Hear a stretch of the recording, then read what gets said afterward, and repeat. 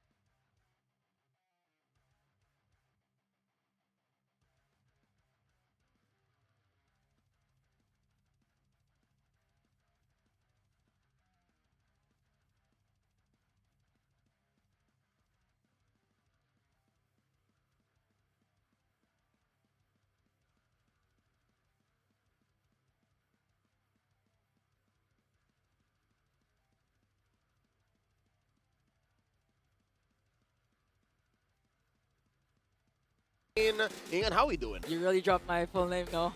People know. People now know. You know, I'm doing great. I'm doing fine. I love the atmosphere, by the way. Props to Mara and Renmore for really hyping up the crowd for week number 2. It's bound to be another trendsetter week. I have to admit, the first week of Season 14 had its ups and downs, some its fair share of shocks to the system, but I do believe that teams are about to find their footing just yet. Real quick, we would like to send a huge shout out to our official sponsor, Smart. With Smart's Power All 99, you have the power to do what you want.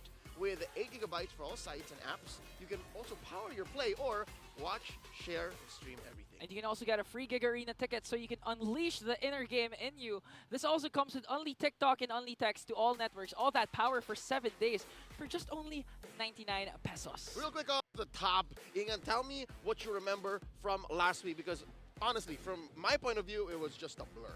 For me, it's really the two roamers of Aurora and Omega. First of all, Renegade showing that he's the hitman, at the same time the heel man with the Matilda and the Grok.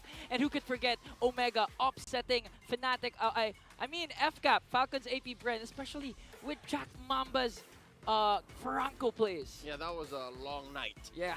To be honest. Real quick, let's go through some of those highlights. Number one, again, you mentioned the loss of Falcons AP Bren, the defending world champions, the hands of the Bagong Barangay in Smart Omega. You also mentioned a little bit of Aurora versus Blacklist, a new rivalry brewing.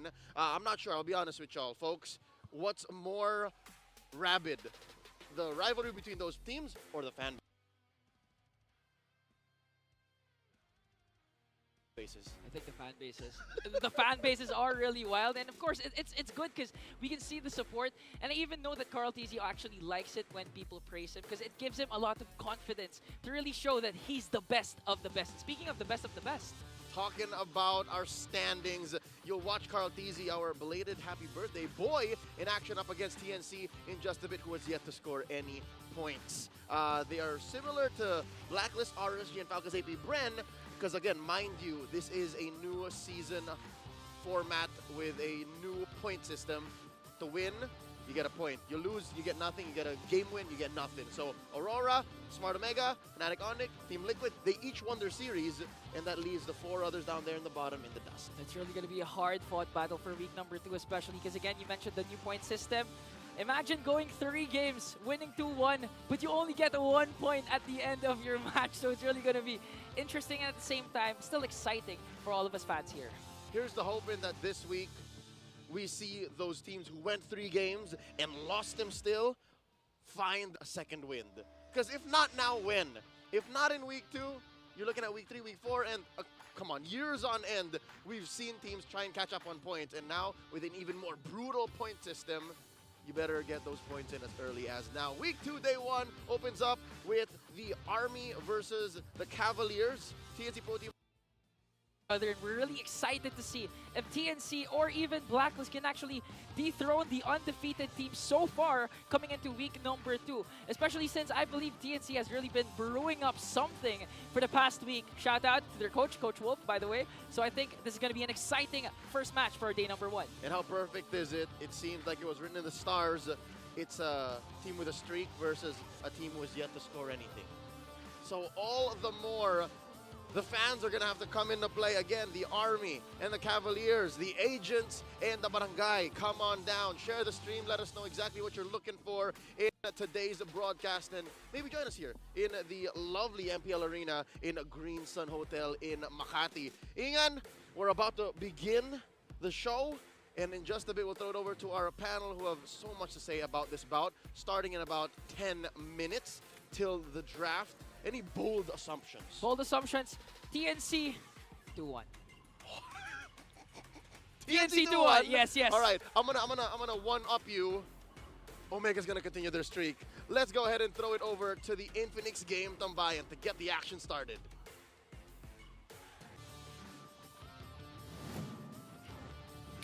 Much love to our casters, both in the Filipino and the English desk. Tama ang kanilang nabanggit. My name is Hans Galeria, this is Renmar Santa Cruz, and that is Auntie Anara. Kasama nyo kami at makakasama nyo pa kami for the rest of the day. Dito lamang sa Infinix Game Tambayan. It's been a week na nangyari all throughout the season, and ngayon 4 na teams na naman ang ating matutunghayan. I'm excited kasi ang daming nakita natin surprising results from week 1, and there are some surprising happenings leading up to week 2. Oo, kaya nga nakaka-interesting makita kung paano magpe-perform lahat ng teams natin entering week 2, because some of them started out really strong, while some of them are still finding that kind of momentum. Yeah, and that performance, whether it's good or really good, would not be possible without our Infinix GT20. Infinix GT20 Pro is the official tournament phone of the MPL Philippines Season 14. So maraming salamat po sa Infinix for making this possible.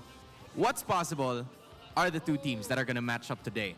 It is TNC Pro Team and Team Liquid Philippines. And this is TNC versus TLPH. Coach Wolf, it's still so weird na sinasabi ko yun. Pero ngayon, it's something that we have to live by. Coach Wolf to welcome Coach Tic-Tac back. Now, for the first week, right, we haven't seen Coach Tic-Tac. Mid-season transfers are taking effect in week number 2 as Coach Tic-Tac is now returning to TLPH as the head coach, with Coach Saire as assistant coach, and then si Coach CJ that was their coach from week number 1 that is going to be moving into the analyst position. And for everybody's information, I feel like I'll give this to you, Auntie Anara. You've seen Coach Saire in the MDL Philippines. Yeah, right? MDL Philippines Season 2, Coach Saire was then a member as a 6th man of Smart Omega Neos, and now he is a member of Team Liquid Philippines. So to me, sobrang interesting makita yon, kasi kung hindi niyo po alam, si Coach Saire lang naman ang nakadiscover kina Kara, Chaknu, and Hatred. Yeah. So tutusin siya ang unang tumesting dun sa kaya. Kung may creator, siya yung discoverer. Siya yung discoverer. Yeah, and as you can see, he's gonna be part of such a very well caliber coaching staff as Coach Tic-Tac and Coach CJ. Renmar, this is a new scenario para sa kupunan ng Team Liquid. Kasi for the longest time, it's always been Coach Tic-Tac. Pero ngayon, last season, we've seen Coach CJ, and then now Coach Saire. What's going to be, the factor that we're going to expect from the Cavalry? Well, I think one thing we have to acknowledge is for teams that have always had the bigger coaching staffs, hopefully behind the scenes that they have that good balance, that good understanding of like who manages what. Let's look at TNC Pro Team to understand how they see it. Because for TNC Pro Team, Wolf already said in an interview that he focuses more on the macros. He has 2 former players with him as his analyst, as his assistant coach, to focus on the micro. And I wouldn't be surprised if that's the same case for the LPH. The organization is already experienced in terms of handling bigger rosters, bigger coaching staffs. So now, instead of what was a 3v1 heading into this week with the entire roster of Team against Coach CJ, now it's a 3v3. Kumbaga, they're leveling up the battlefield. Now it's either it's Wolf versus Coach Tic-Tac and friends, if I should say. Kasi meron na sila mga, right? And friends. Welcome back talaga, Coach Diba? Tic Tac. Welcome back to Coach Tic Tac because he's going to be part of the team once again. But speaking of someone who is back, this is My the gosh. smart hero within. Dahil SDZYZ, he's going to be unleashing the Seasoned Hunter. The Seasoned Hunter, given that he's played and he's showcased kung ano nga ba yung meta natin for the longest time. Because he was the substitute jungler for TNC. He's also known as the proponent of the Demon Slayer meta na unang inintroduce noong Season 9. Ito rin yung same season that TNC reached their highest finish in MPL history, being 3rd place. So, now that he's back in TNC, would that be something that we're gonna expect, or is this a process na kailangan pagdaanan ni SD? Alam mo, gusto ko lang balikan yung naging run ng TNC Pro Team way back Season 9 wherein they placed their best season yet, no? Wherein they placed 3rd place. And nabanggit nga natin doon na time and time again, TNC Pro Team was the textbook TNC, meaning they've done everything by the book. Lahat ng ginagawa nila, may reason, and SDZYZ is definitely one of the people to look out for. And now, na kumbaga nagkabalikan na kasi sila ni Escalera. Ikabalikan. Okay, tuloy. Nagkabalikan sila ni Escalera na ang tagal nilang hindi naging magkakampi. Tapos, meron pang added factor na nandito si Coach Eto Max and Coach Wolf, na we all know are very renowned analysts of their own. Talagang may bagong may papakita ang TNC Pro Team ngayon. Now that you mentioned that, I'm honestly interested. Renmar, quick lang. How is SDZYZ? Paano ba siya maglalaro ngayon? Kasi we haven't seen him in a long time. Saan ba siya nanggaling? Malaysia, Cambodia? There's been a lot, right? Yeah, he went on a mini Southeast, hindi world tour, Southeast Asia tour naman yung naranasan niya. So I feel like the inclusion of STZYC now, it's more of a buff. Kasi you have someone who was a veteran, someone who was there during the height of TNC Pro Team, someone who helped introduce a new meta. So buff yung introduction dito ni SD. Speaking of introduction, I feel like it is now time for Team Liquid Philippines and TNC Pro Team. Let's go.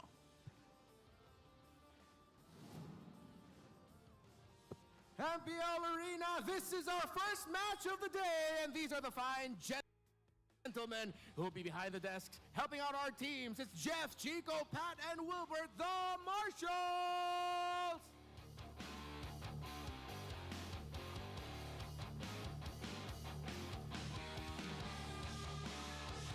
Ooh, Escalera, SDZYZ back together. There is nowhere to go but up.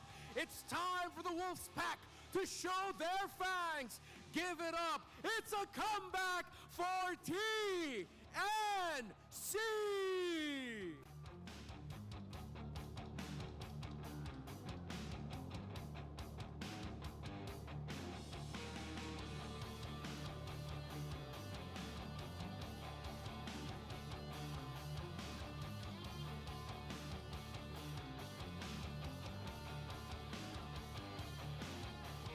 Cavaliers, this is for you! The cavalry has arrived, an unstoppable force, and with a new coach, well, returning coach in town, it's Team Liquid PH!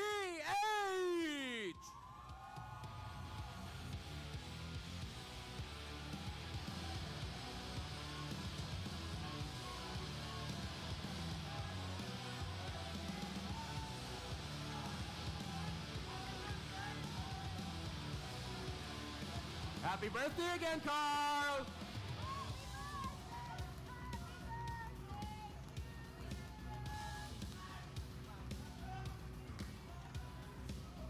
And the Master Tacticians, fresh off of a gig, it's Coach Wolf for TNC Pro Team. And for Team Liquid PH, it's Coach Seiden.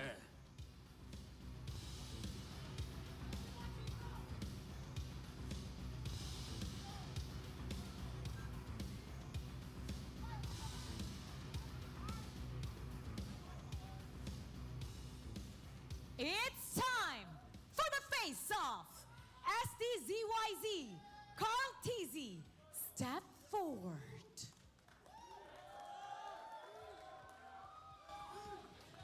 Come closer together. STZYZ, ano ang palag mo kay Carl TZ? Wait lang po, nakalimutan ko po eh. Ano sasabihin ko po eh? Ano, good luck. Bibigyan ka namin kayo ng magandang laban. Magandang laban. Carl TZ, ano ang palag mo kay SDZYZ?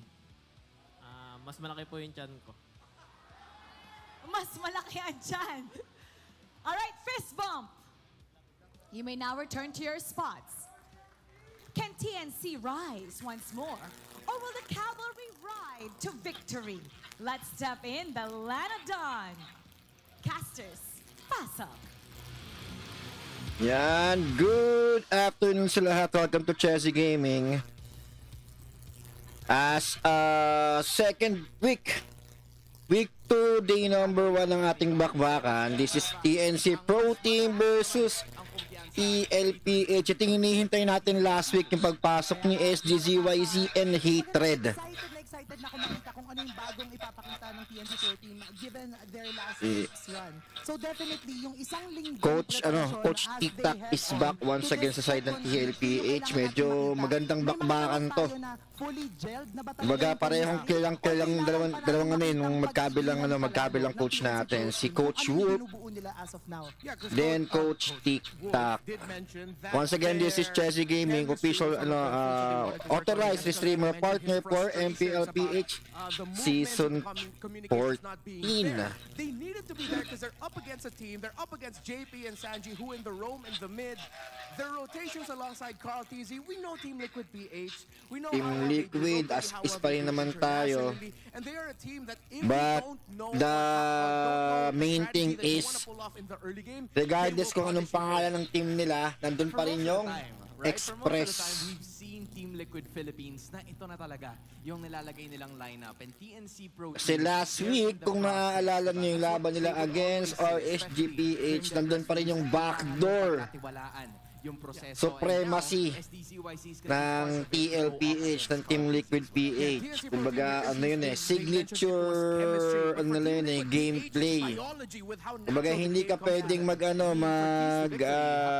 pagpaampante during Lord fight or team fight. Baka may isa, lalo si Benny Cutie, malingat lang sa inyo, baka nasa base nyo na. Yun lang kailangan ngayon, iwasan na mangyari ng TNC Pro Team.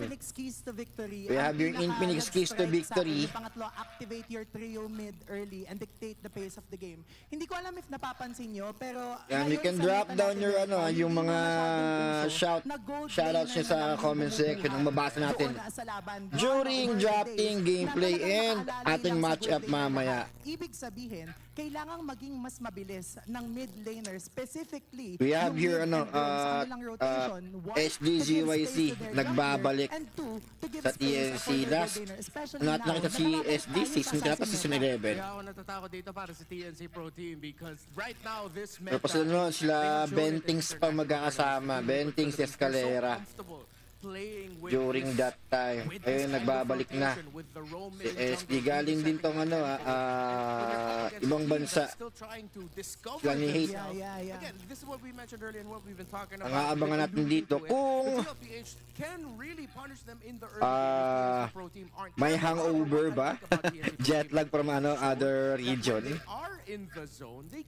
Kasi we're here na katapat nila yung TLPH dito. This is World Champions. Medyo mabigat. Kaya ba nila itong i-upset today? Huwag kang makikipagsabayan dito sa sa still main 5 ng TLPH. Kaya yung drafting page, shoutout kay Calvin, kay Conrad Christopher Lindes, mga kasquad natin yan, and Alan Ray Gokong. Salamat sa pag-like and share ng ating live stream ngayong araw. You can visit to ang ating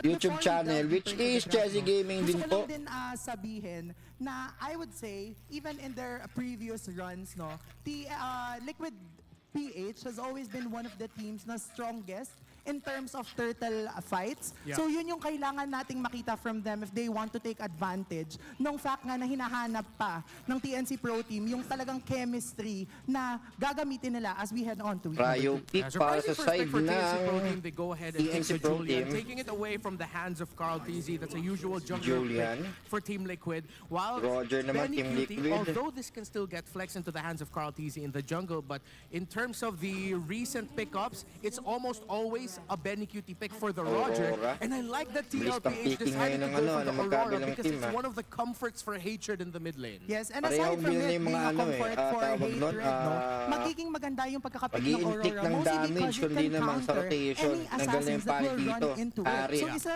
and Ling. sa mga nangyayari ngayon, no, Aurora yung isa Even sa mga yung primary tawag nun, counters against a Hayabusa. Kasi kapag Zast, which dumikit is yung Hayabusa, napakakate. hindi tumama yung quad shadow, madali siyang mafe-freeze During ng early Aurora. game.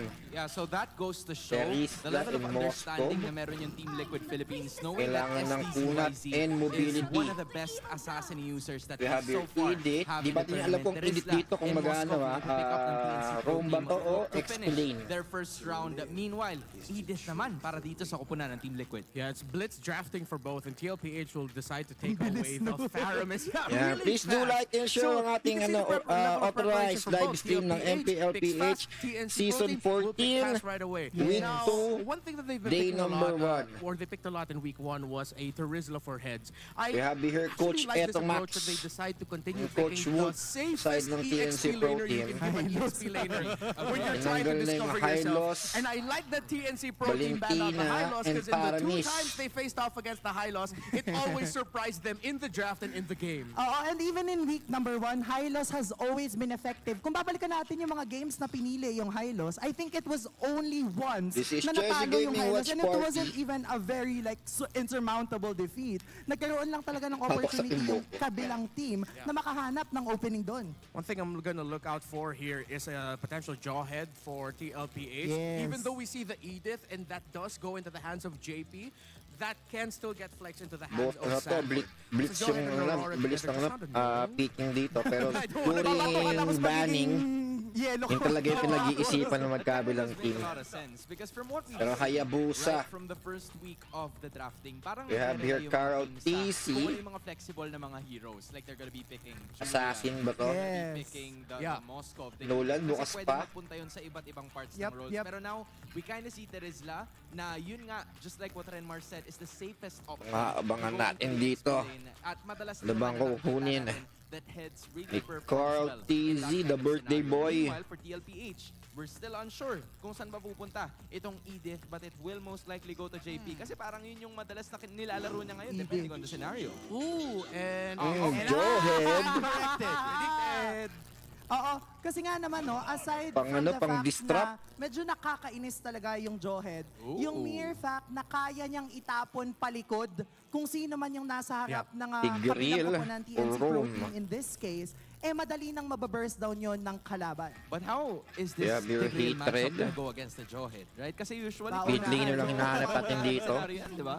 Yeah, it is going to be Good standard pick para sa paunahan Biksana. for these two in terms of who can get their main abilities off first. Pero yung Good sa pick for the Jawhead kanong is ano he has ngayon ng anti-crowd control. PL-PH, So ang the ganda Biksana pick up nito. for TNC and a last pick carry. So they do flex the Roger, put it in the JP hands of Carl TZ in the for- jungle, and Benny Cutie Diba to? goes Jawhead. for the carry. Carl TZ I like tayo that mag-ano, TNC, I Roger wanna focus a little bit as more a TNC because they're the team jungler. right now that has a lot of questions. This draft looks Bagay yung relatively easy kunat to pull nandito off. sa side ng ano ng Kaya lang, alam mo, gusto ko din TLPH. banggitin, Yung fact disruption na in kayang terms of ibigay ng flexibility, Jawhead during talagang team nasa fight. TNC Pro Team 15 na picks na ang TNC Pero Pro Team yung unique pick heroes of play pick. naman na Whereas kayang for ibigay Team ng ano Liquid, na ito, isang they've Tigreal always during used the team fight same is hero. napakaganda rin. Paulit-ulit Kumbaga, gumagana sa kanila. aabangan It's ngayon been ni ano That story, right? Kasi ni so far, Tigreal. they are Kung undefeated in terms of maghahagi sa matches. bats, Nakita Jawhead. natin na paulit-ulit nilang ine-execute yan. Bago siya And bago siya as of gumawa this ng pick of moment, play. as PNC hopefuls, right? The Phoenix Army is really looking forward for them to get a victory that's very much necessary para makuha nila ang panalo. Both the Cavalry and Team the Phoenix Liquid Army ay talagang PH. pinaghahanda nitong matchup na to. Wait Kasi lang, ba't week may 2 echo? is a crucial point. Possibly a turning point habang Yeah, para shout out sa dito mga pa lang, viewers natin makuha mo na from the kagad yung Philippines momentum and mo to get other the region. victory. Right? May mga viewers It's tayo good from to know that we have at least Cambodia, one dude in the crowd that Malaysia, smells good. Indonesia, I know and our even crowd smells Brunei. amazing. That's what I Shoutout love sa about inyo the lahat, MPL-PH mga anak crowd. dyan, mga Pinoy na kababayan dyan sa ibang bansa. Shoutout sa inyo lahat. Why did you have to say that? But okay. Sige, just say it. Ayan, while waiting, I can read your comments ito. Pwede kayong drop down ng mga gusto nyo pa-shoutout. Sa ating venue and especially to the people na nanonood mula sa Basahin natin yun, ano. Tarlac City. Pinapapunta na kayo dito, mag-boost na Ay, daw habang kayo. naghihintay pa rin sa bakbakan. Hindi ko alam kung This paano kayo pupunta is dito, pero pumunta na kayo because match in just a number bit, one, we'll game be number seeing one, these two SDCYC. teams, and I am sure that SDCYC's heads return will be welcomed Goes and very well hatred in ng Escaleta. kupunan ng Team Liquid Escalera, Philippines. Escalera But the to. question is, how Benny will they fare? Cutie, Sanji, This lineup Sanford, that Carl seems TC, to and still JP. be a Para side naman ng puzzle that the TLPH, Phoenix Team Army is Liquid continuing PH. to figure out ay malalaman natin in just a bit on how they will recreate.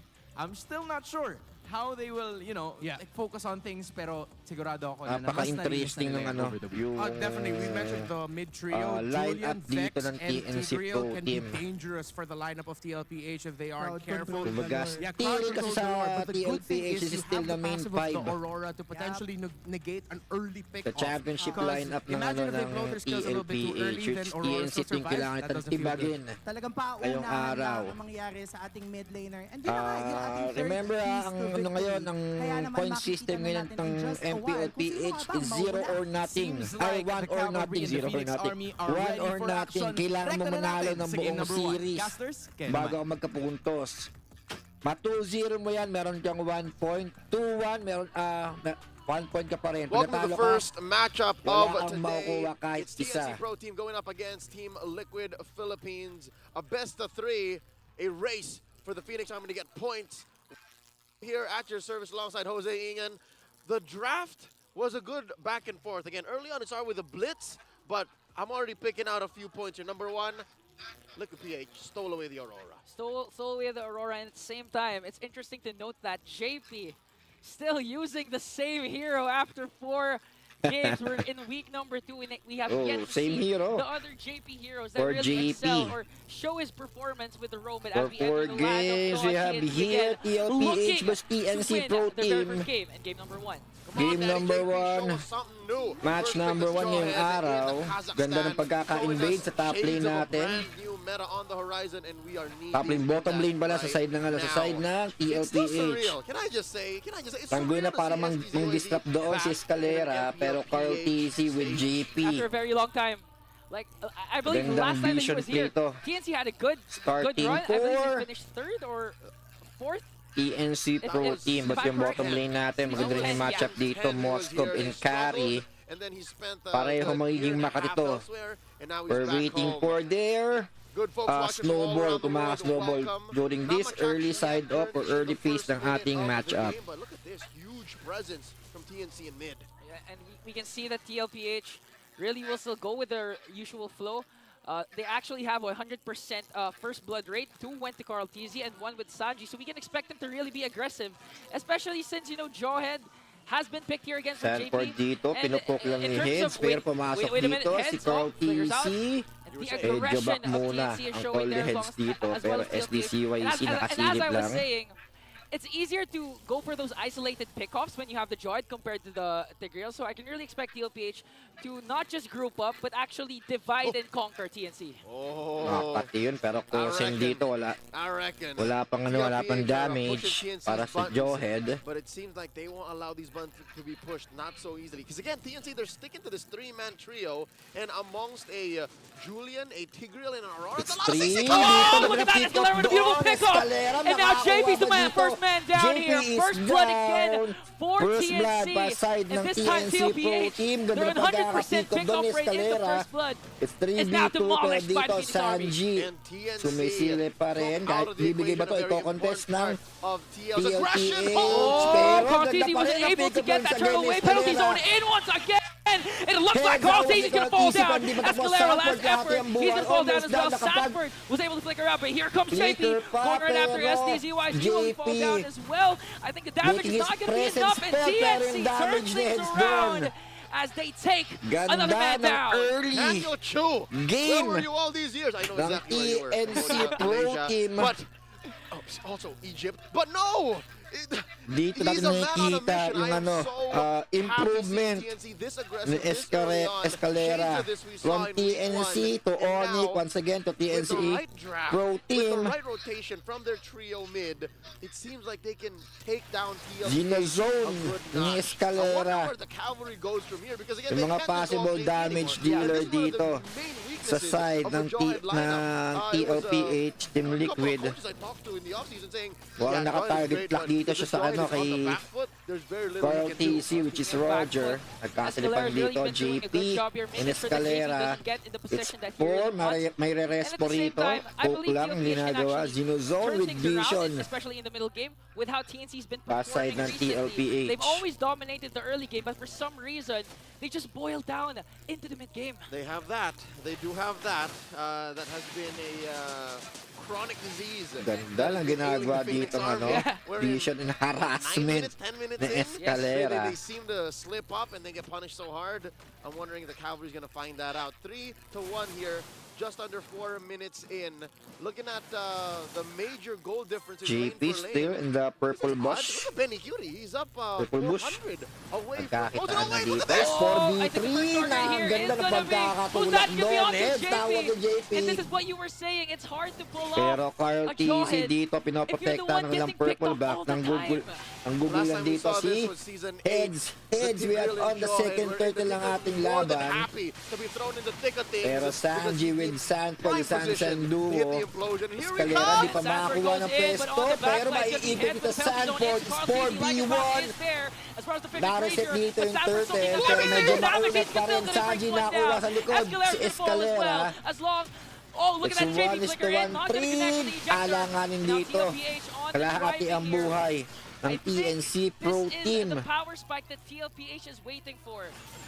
And Grabe yung binigay na resources doon, mga skills para na mapatay si Sanford. Kumbaga worth it. Yung parang buy time na ginawa din ni Sanford para makuha ng TLPH yung turtle. The flicker and earth shatter combination, as long as making sure he utilizes the passive of the Edith before casting that primal wrath. Although he was taken down, he was still able to take down Ito, Escalera. 3-man And it was up team, against nasa 3 members lower of river. TNC. 1-on-3. Alanganin dito si Heads, huwag kang lalabas basta-basta, may tatlong nakaabang. Pero Escalera mo ang hinahanap dito. They have Member undone TNC's PLPH, gold lead from the early game, JP leaving the Escalera laning phase nagkakita now na sa approaching the river. mid-game. If anything, we can look back and say, you know what, JP could afford to die anyways. Yes, like yeah. all of the members of Team Liquid, JP was the one who really did not mind. Maybe Sanji, as long as he has the pride device. But in this case, JP is really doing his job, soaking up the damage. And Escalera here. Oh, he's Escalera. Oh, but Sanji smells it. That's why he was able to flicker out. Here comes Head with the penalty zone once again. Frigid Glacier for the counter attack. And look at JP right after Escalera. But Sanford is first man down. Are they going to pick up Escalera? I think not. And this time TNC manages to switch things around and regain the lead once again. Game advantage, pero hindi Heads up naman play ganun from kalayo. Heads. He did Ang not gold, hesitate. pantay pa rin para sa side na magkabilang ang team. It was a raw penalty zone, Jose. Can I just tell you? His flicker was off of cooldown, so he hit the full-on distance between him and his target just with sheer GP. courage. He was bold enough to say, you know what? I'm gonna get you. Vision And they play, did get Escalera, Sanford. But what's binabantayan si important still Kosin is they dito. protected Sanji. Okay, now Escalera here alongside Kozen. This is I think they know that 3-man. TLPH Gang has a plan nakaabang. to pick off at least Pero one member kakancel na before dito yung engaging balak in the ng turtle fight. TLPH. Now TLPH this time still in full control. I mean, the position is nice here for the side of the cavalry. But look at this, Escalera still manages to find Sanford. That's one initiation down, and Frigid Glacier is cast as well. This time JP picks up one member. Heads has to back away, and the Spear of Destruction. Moskov will bring down JP. And now TNC on the attack. The Phoenix Army right now making noise. All in a bullseye. The fight continues. Sanford picks up Escalera here. But TLPH manages to bring him down as well, alongside Heads. Sanford with a crucial primal wrath once again as Carl TZ, the birthday boy, belated happy birthday by the way, takes down the turtle. Grabe Interesting yun. how in a turn of events, Team Liquid Wala PH man di si saved JP para their marbles pagkihin for a ng rainy damage. day. They did not activate Carl, Nakalimutan they niya, did not maunat activate din si Benny Cutie up Sanford. until it mattered. And right then and there, when Heads and Escalera went down, there was no front line for TNC, and that's what opened up the final turtle for the Cavalry to take over.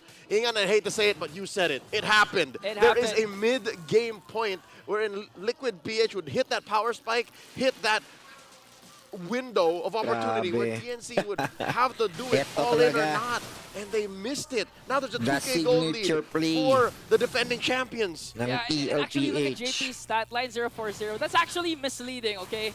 Because you can see that he's doing his part as the roam. He's able to displace Escalera. Whenever he checks his brushes, Escalera has to back away and at the same time soak up the damage. And Escalera actually used the implosion play onto JP. That's why TNC had no way of re-engaging with the fight once that seal has been casted. Not just JP, he even did it to Sanford. Yeah. Sanford is more than welcome. There is a 2-layer insurance policy for Team Liquid PH protecting their cores. And they have 3 cores. Oh, look at this! JP with a conceal. Where are they going to get target? Hatred is the first man down again. And TLPH on a rampage. 2 members have fallen here. Make it 3. STZYZ goes down. Carl TZ on the hunt once again. Escalera, no more members left with him. He's going to fall down. Kaysen nowhere to be found. And TLPH marches forward. Kaysen's in the bench. It's Kozen you're looking for. Oh, sorry.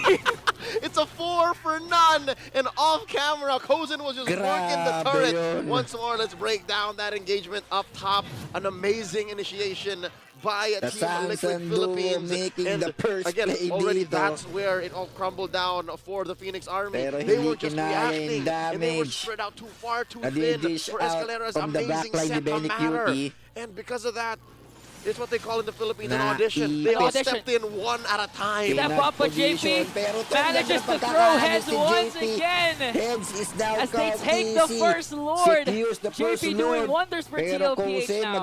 That's the struggle for TNC, man. They can't throw hands because they get thrown heads. And that's one frontliner that they need. The SDZYZ can sure come in, weave through with an enhanced sword, dash in, dash out, but you really need 2 frontliners, 2 chunky boys to break through what JP and Sanford are doing. And I actually like what you mentioned a while ago about TNC being reactive.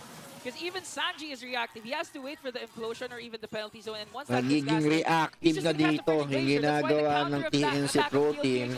Really executed. Kumbaga, kung ano yung ginagawa ngayon ng TLPH, sinasabayan na lang nila, which is kanina sila bibigay ng tempo. The flicker and the pride of ice, not even a purify. He could have purified it, would have been so much easier for him, but instead he chose the more aggressive battle spell, the flicker. And it's because of this paradox that he has to solve, wherein we know that you have a solid front line, we know that you have these layers of protection. How do we even find that? They were okay in the first 3 minutes. Past that, it's been a struggle. At the 5-minute Still, mark, ito pa rin ba yung sakit ng ng TNC Pro Team from the previous season again and again. Magandang early to mid-game pero nagkaka-problem during late game. He's been serving as a shield for Benny Cutie. That's why it's 0-4. That's why it's 0-4-4. They can't manage to get to Benny Cutie because of JP. And the whole map acted as a shield for Benny Cutie, right? It was so difficult for TNC with that heavy trio, mid and even heads to find one target. It wasn't worth it for the Phoenix Army. Pero hindi. Mukhang di ipipilit ng TLPH. Medyo malinis pa. TLPH have spread their wala pang bungi o basag dito yung inner towers ng TNC Pro Team. Stroke of wisdom from them. You know what they say about chasing 2 rabbits? Yeah. You can, was it rabbits or ducks? Ducks. I think it's rabbits. Regardless, they chose their lane, they stuck to it. Sanford, good position dito. Hindi na pwede yung maipit with JP. Gandang gandang pick-up play. What TNC wants to do. And now TLPH is really, honestly, they're just waiting for formalities. They're just waiting for the Lord at this point. And this is a Lord that should come easy for the Cavalry. Something to note, TNC can still find a way out. Si Sanford magpailaw, take down JP for free. Take him down for free. Sanford especially. Take those 2 down for free. Costing relatively ganda ng front line dito ng TLPH with Sanford and JP. But from there on, at tumatangki ng damage, which is di makapunta dito sa backline yung TNC Pro Team. Maybe you take down 40, Carl, yung crowd control na binibigay dito ng Aurora. Yun yung damage na kayang ibigay ng isang carry. He had to spend his purify. Oh no. Nahihirapan ditong umabante. TLPH they ang were Phoenix able to Army. force TNC to expend battle spells without even actually initiating anything or expending anything. But Escalera, they got the cancel. Escalera, Implosion pick up wasn't play, pero casted hindi there. sapat Now yun. TLPH on the Sample counter-attack once malaki ang again. buhay. JP soaking Pero up every JP, single damage. He's the first man down, but TLPH still pero being able to TLPH just have hindi the pa damage that they need. tapos. That's one member down for TLPH, but will TNC Kumbaga, contest for this Lord? G2 will be always a sacrificial lamb sa side ng TLPH to get the objective. Wala siyang pakialam. Sige. But one more to bring down the head. Ubusin nyo lahat ng skills nyo Luckily, sa they akin. were able Amin to ang survive that. objective. Now Yan ang transitioning here to goal middle lane. dito And ni you know, JP. shades of Chaknu from their last game wherein he sacrificed himself for Omega to secure an uncontested Lord. And that was the plan after all for TLPH. Make sure that JP expends his flicker, overextends, and TNC focuses on him instead of Seven, the Lord. sumilip lang. Ganda pagkakapo doon. Pinakaba ang members ng TNC. Yeah. He wouldn't really be Pero yung free. Lord He spent a nasa couple mid of na, volts mid and he opened it lane. up for the contest. And now that's what we're looking at. A Lord in mid, a false engage down bottom, 14 minutes in. Kumbaga, doon pa lang sa it's either JP maybe three, but I'm sure TLPH or wants to look for a pick-off kay, here. kay Sanford, leading the nauubos charge. na yung Oh, look skills at na the damage meron from dito. Carl Ang Escalera TNC really Pro Team, kaya not pagdating managing na to defend pitas those nila, stacks. wala na silang And pang now ano, they're pang able to bring down the opens. middle lane here, transitioning into the top lane. But I still think TNC, they still have it in them to defend this attack. It's not over till it's Available over. lahat ng ultimates ng kabilang team. And there wasn't much of a wave down Kumbaga, bottom tinitipid either. muna ngayon ng Liquid PH only take down TNC mid, the Pro main Team walang artery. resources. If anything, I'll count TNC's blessings for him. This is the best case scenario. You would rather lose mid in a situation like this than you lose either of the outer lanes. Agree. Especially when it comes to the Lord dances. And you only lost one without suffering any casualties. At this point, Yan, the Escalera still first has his week, flicker, 30% and the off Implosion sa Laser skin, Ring. They still MPL managed to get skin. the pick-off. Even Dito ni Franco. just JP. That's good enough, especially if you want to contest for this Lord. Let me add to the wish list for the Phoenix Army.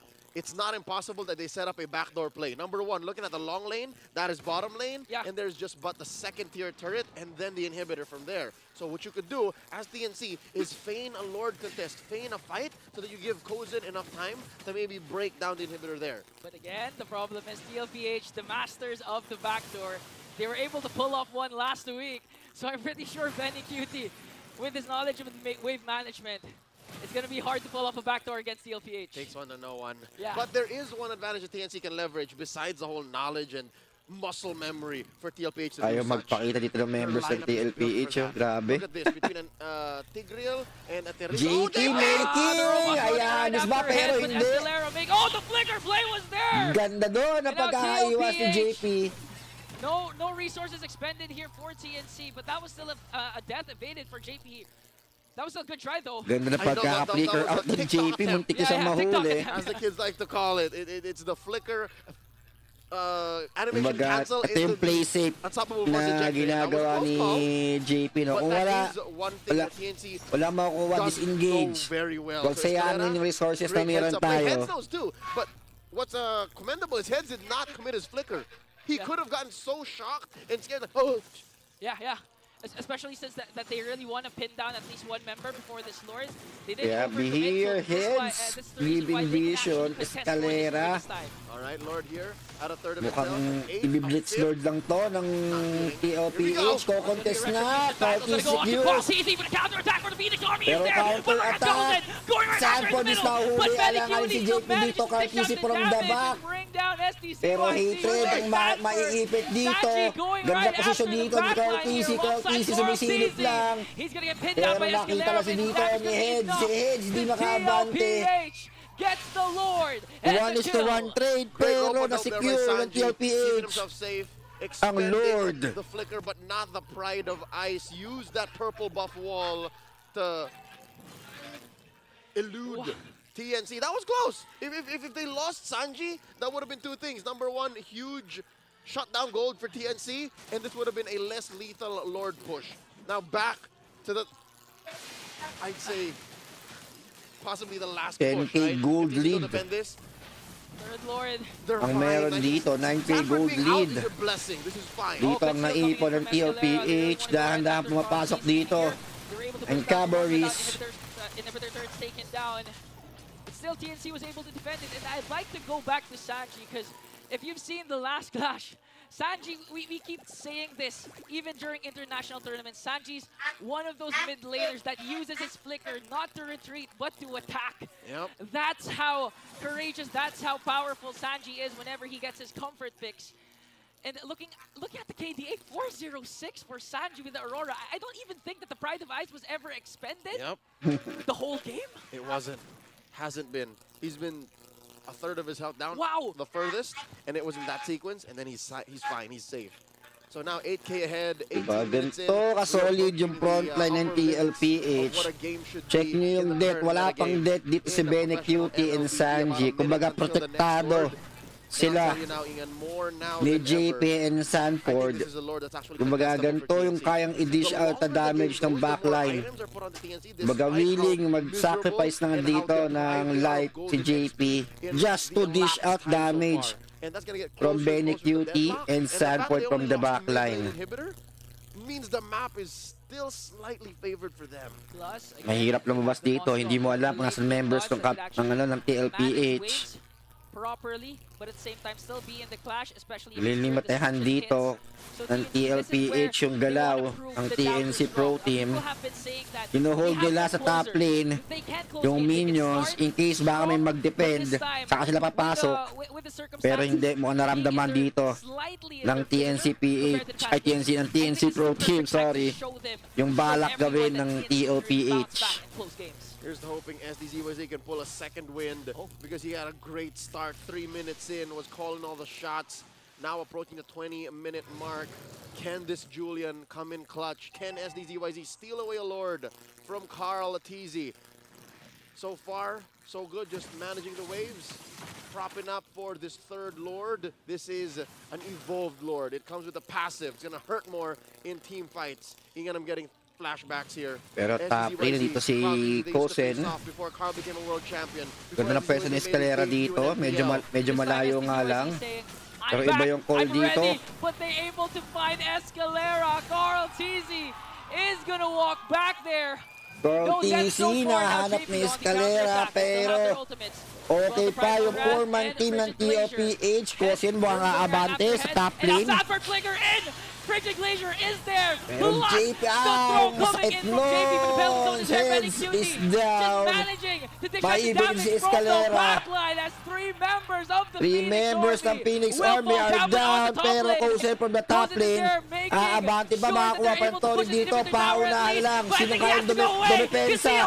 Pero TLPH, umaabante na. Masisecure na ba dito? As they take game number one goes to Team Liquid PH. A base race was attempted by both. Maganda yung effort na pinakita ng TNC Pro Team lalo kay Kosen sa top lane. Pero hindi sapat yun para matapos yung laban na ito. Are we going to game number 3? O isisip na to ng TLPH. See you later. During drafting agad ni si Chelsea Gaming, official authorized streamer partner ng MPL-PH Season 14. This is the cavalry coming through in situations like this. Alam nila kung ano yung gagawin. TNC had quite the lead from the first few minutes, but again, dito sa Infinix Game Tambayan, we've witnessed at nakita natin kung paano binaliktad at dinomina ng TLPH ang entirety ng Game 1. A base race? Like TNC Pro Team really decided to call for a base race. That was one of the riskiest calls. It didn't pay out for them. A base race? Maganda yung naging intentions ng TNC Pro Team. It is just that naging madali for the side of Team Liquid Philippines na mag-back away. And yun yung nagiging difficulty, right, with the Moscow. Because you're always -1. Meaning, ang tendency ng kabilang kalaban, i-run down kayo kasi alam nila na wala yung isa sa mga primary damage dealers nyo.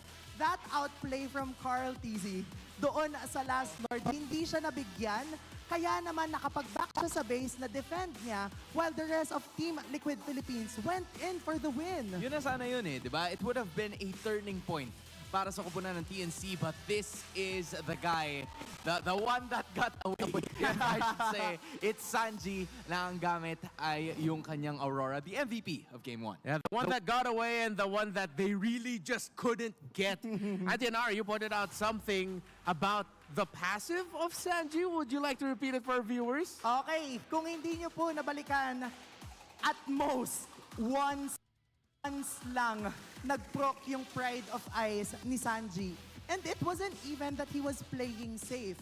Ang ganda lang ng pwesto niya to the point na kahit mag-flicker in siya, hindi siya naaabot ng kupunan ng TNC Pro Team. And Hans, you were mentioning this bago tayo mag-start dito sa ating Infinix Game Tambayan, na early game, nasa TNC Pro Team.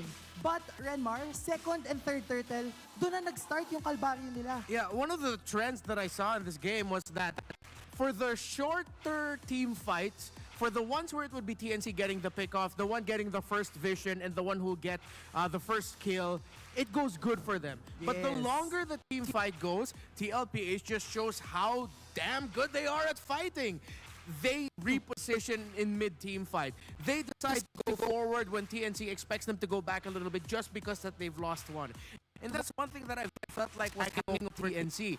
The entire game number 1, it felt like as the series went on, they started to overthink a little bit more of, oh wait, do we fight now? We have to watch out for the Edith. Can we even reach the Aurora? We're up against a Roger. It seems like, yeah, the lineup of TNC is easier to pull off. TL-PH, though, they have so many things for their lineup that TNC needs to overthink. Yep. Kaya nga, nakita natin best exhibited yon nung second Lord, kung saan na-pick off ng TNC Pro Team si JP. Yeah. But then what happened is, because they were overthinking, na nagkakaroon ng difficulty for them to move forward. Kasi kahit lamang sila in terms of numbers, meron, kumbaga, hanging at the back of their minds na, paano kapag na-chain crowd control tayo? Paano kapag hindi tayo nakapag-free hit? Oh, by the way, that's an Aurora with a Sky Piercer. In my head, I was thinking, is that right? But yeah, it is. I mean, they couldn't take out the Aurora. I think it was the third or fourth item that Sanji ended up, the third item that Sanji ended up building. Pero isa nga lang eh. Yun lang yung katangi-tanging time na nag-proc yung passive, just like what you said. Yeah. So, aside from the point na medyo naging maingat, naging sobrang kalkulado yung galaw nitong si Sanji, TNC was also thinking about the 7K gold lead na tangan ng Team Liquid Philippines. Probably the reason why they went for the Lord. But again, strength in numbers. That's what you would expect from TNC. They have the Teresa.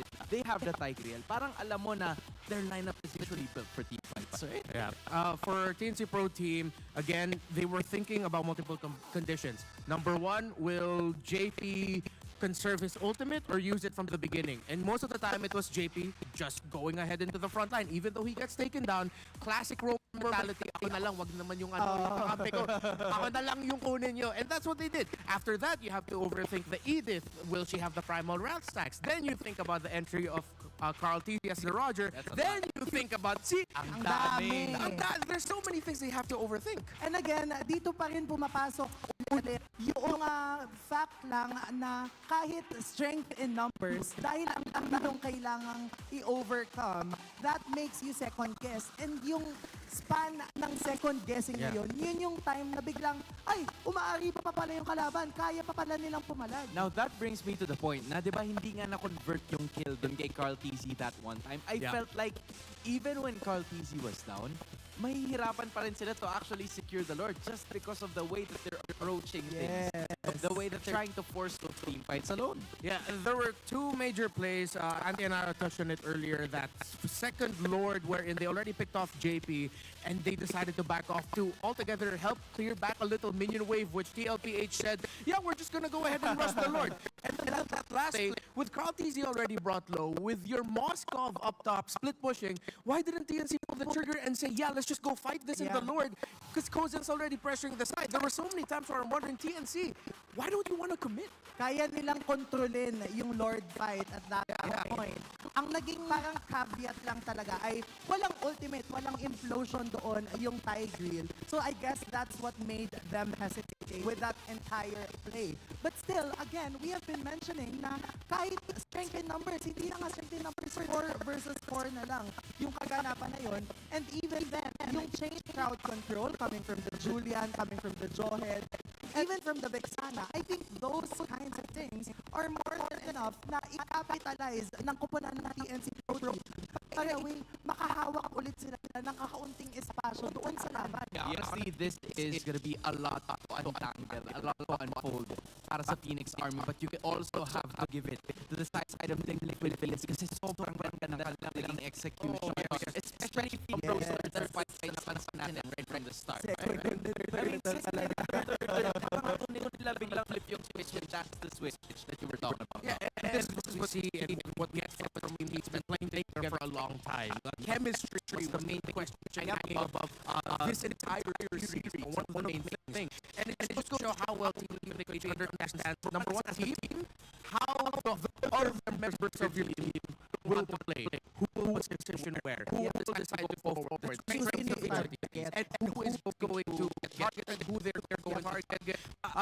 The more we talk about this, parang sabi natin na hindi naman eh. Just that we have to acknowledge the fact that TLPH showed at the moment that you mentioned there were times where you said that we're TLPH, why don't we just fight this? I think that's exactly what I saw one time na si Escalera nandun sa ilalim ng torre and then everybody else was just juggling for damage na no one was taking, no one was, dying as at that moment. They were just having the right amount of execution and that's what the chemistry na binabanggit ni Renmar kanina has been transitioning to the gameplay and we've seen sige, kahit wala ako dito, basta may mailalay kong isa sa inyo, that's for all of us. That's for the greater good of this team. Oo. Pati nga rin, no, yung first battle, yung parang napanghawakan yun ng TNC Pro team was more testament enough na kaya nilang pumalag.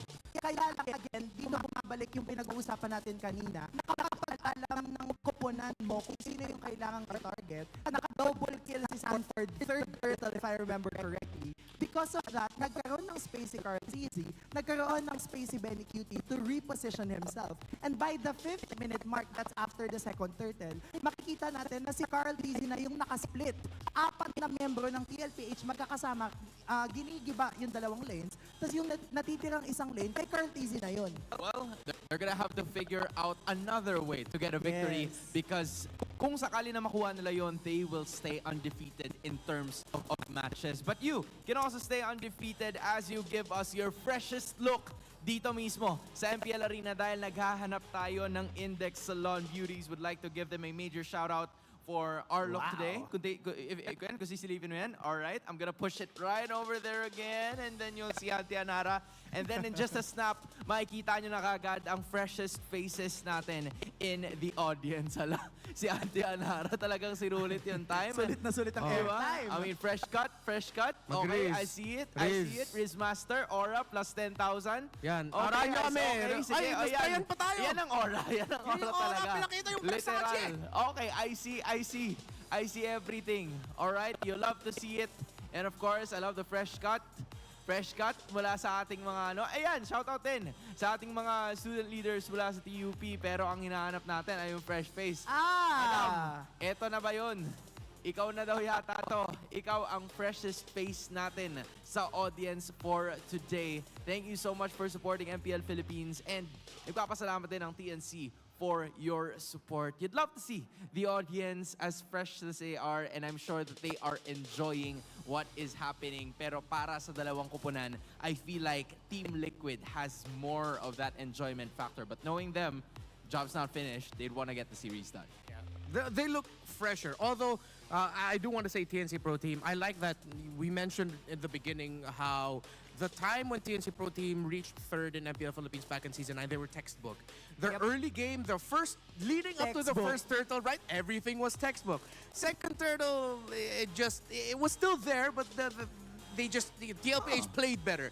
As it went on, we were reminded that this meta now is a whole different textbook. True. That it's not just step A, step B, step B, step C, step A, step B, step C.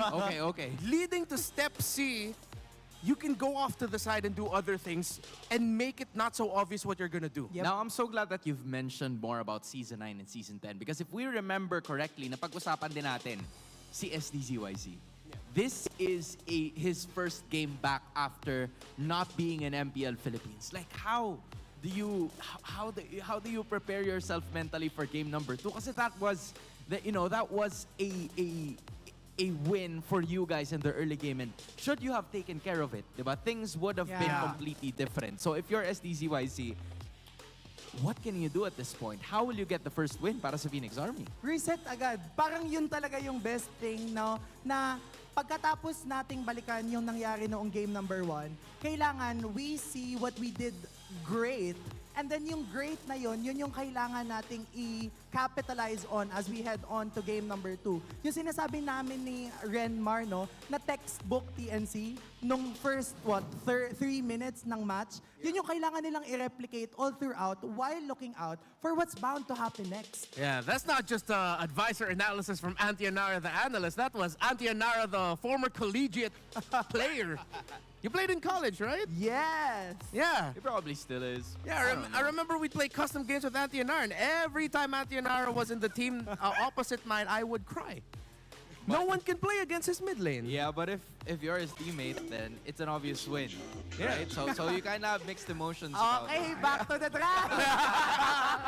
All right, back to the draft. You up. We're picking you up. Thank you. Kailangan mo makita yun. But again, just like what we would say, one of the good things na sinabi mo nga, Antianara, is to look at what SDZYZ has done. And for the first few minutes na nakita nating laban, it's SDZYZ na medyo hindi nagalusan for like the first 10, 12 minutes. Yeah. So, at some point, that's nice, right? And Ling, Ruby, posibleng makatulong yan para sa Phoenix Army. Same pa din yung Yeah. PL-PH. Except they go for the Zask now. And after TNC Pro Team locked in the Ruby and the Ling, Wolf rubbed his hands together as if like he was either excited or expecting it. Yeah, it's like he's cooking something up. But I like seeing the Ling up against the Zask. Yan. Pero alam mo, gusto ko lang din i-bring up yung fact, no, na We're back. I would say this Ruby will probably go into the gold. Zask, Edith, Gold Roger pa sa dito ng TL-PH. The brave analysis. Let's see if Pero that'll dito yung happen. pang-counter na laging lumalabas You ng have a lot nakaraan. that they're up against. So if ever the It's gold Robbie. gets into the Pang-counter gold, sa that's gonna be Roger. difficult for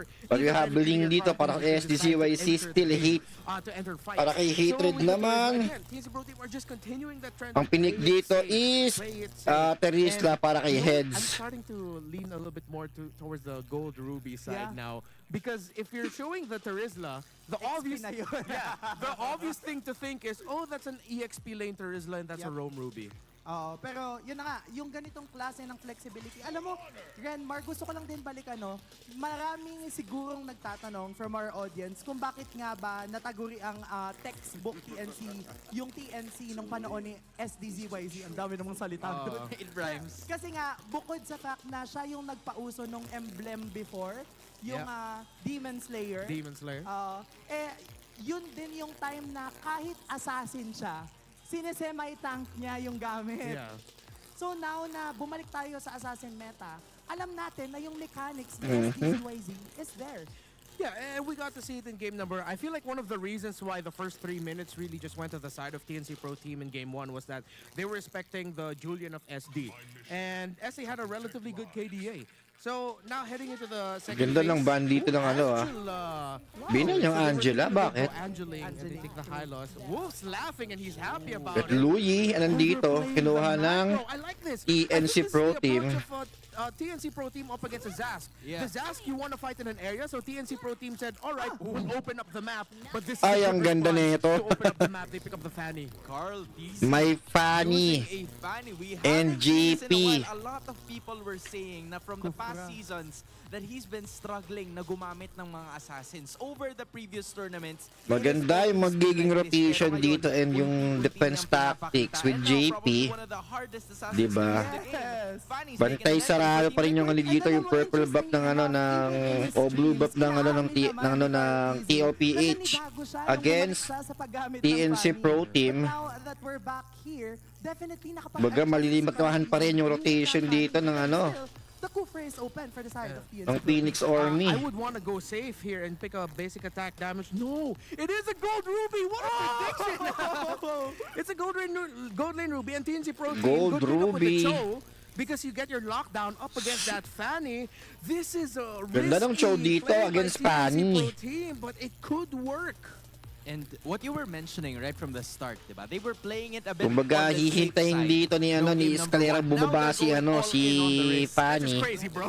para hulihin. Okay. That's Sige, a sudden serve Yeah, you know swerve. what? We have crowd controls from the I Am Offended. Nandyan din yung Way of the Dragon. At some point, we'll find a way to catch that fight. And this But is in terms TNC of this Pro lineup, Team versus seems like TLPH. TLPH Match has number more 1, game on the ways number next 2, year. which is we have Sanji, Sanford, Benny, Cutie, Carl, TC, and JP for TLPH, STZYC, and Kosen, Hatred, Escalera, and Heads para sa side ng TNC Pro Team. Well, we're about to find that out, whether or not TLPH will get the victory or whether or not TNC will take it. Casters, pasok.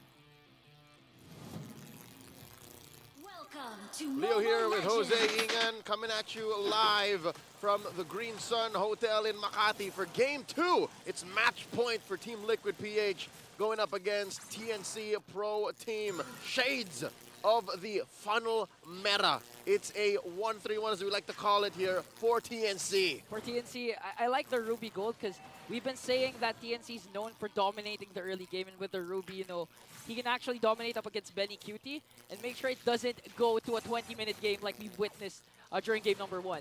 That's why I kind of thought twice about it being a risky draft, as mentioned by our analysts, Antianara and Renmar Santa Cruz. Now going from a lane to lane, you mentioned how maybe the Golden Ruby should be winning.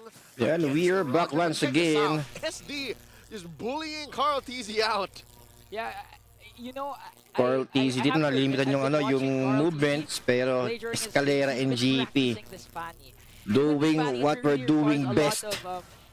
Manggulo at mag-invade pero JP almost down. Ganda na pagkaka-poke din Escalera pero Benecute to the rescue. Re-rest po ba rito?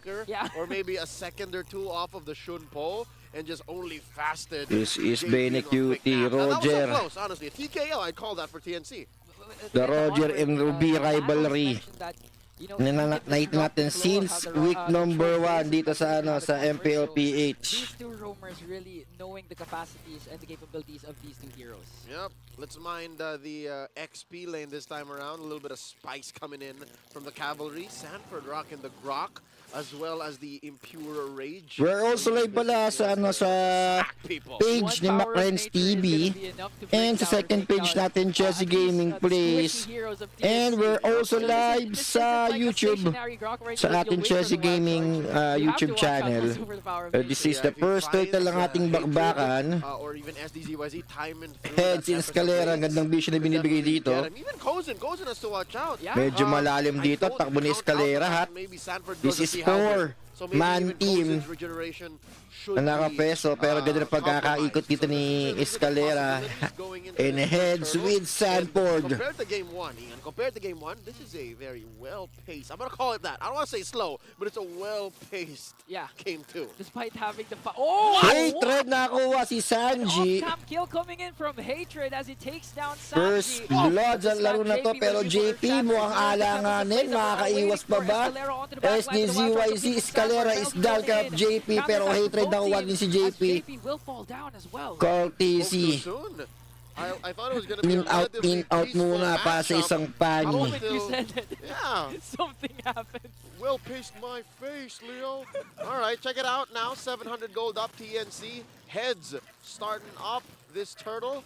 And there's a two-man coalition coming through with two more coming from the back. JP and Penny Cutie still far off. Oh, here's the flicker, but we go. again, it didn't connect. Ang ganda na pagkakasipa ni Escalera dito. Carl TC is baksak. Pero Escalera from JP and Sanford. Pinupok dito ni JP sa Escalera. And Pero all of this is hatred, not benefiting Benny Cutie, not as much. may damage because na he's got to binibigay deal with doon. Kozen.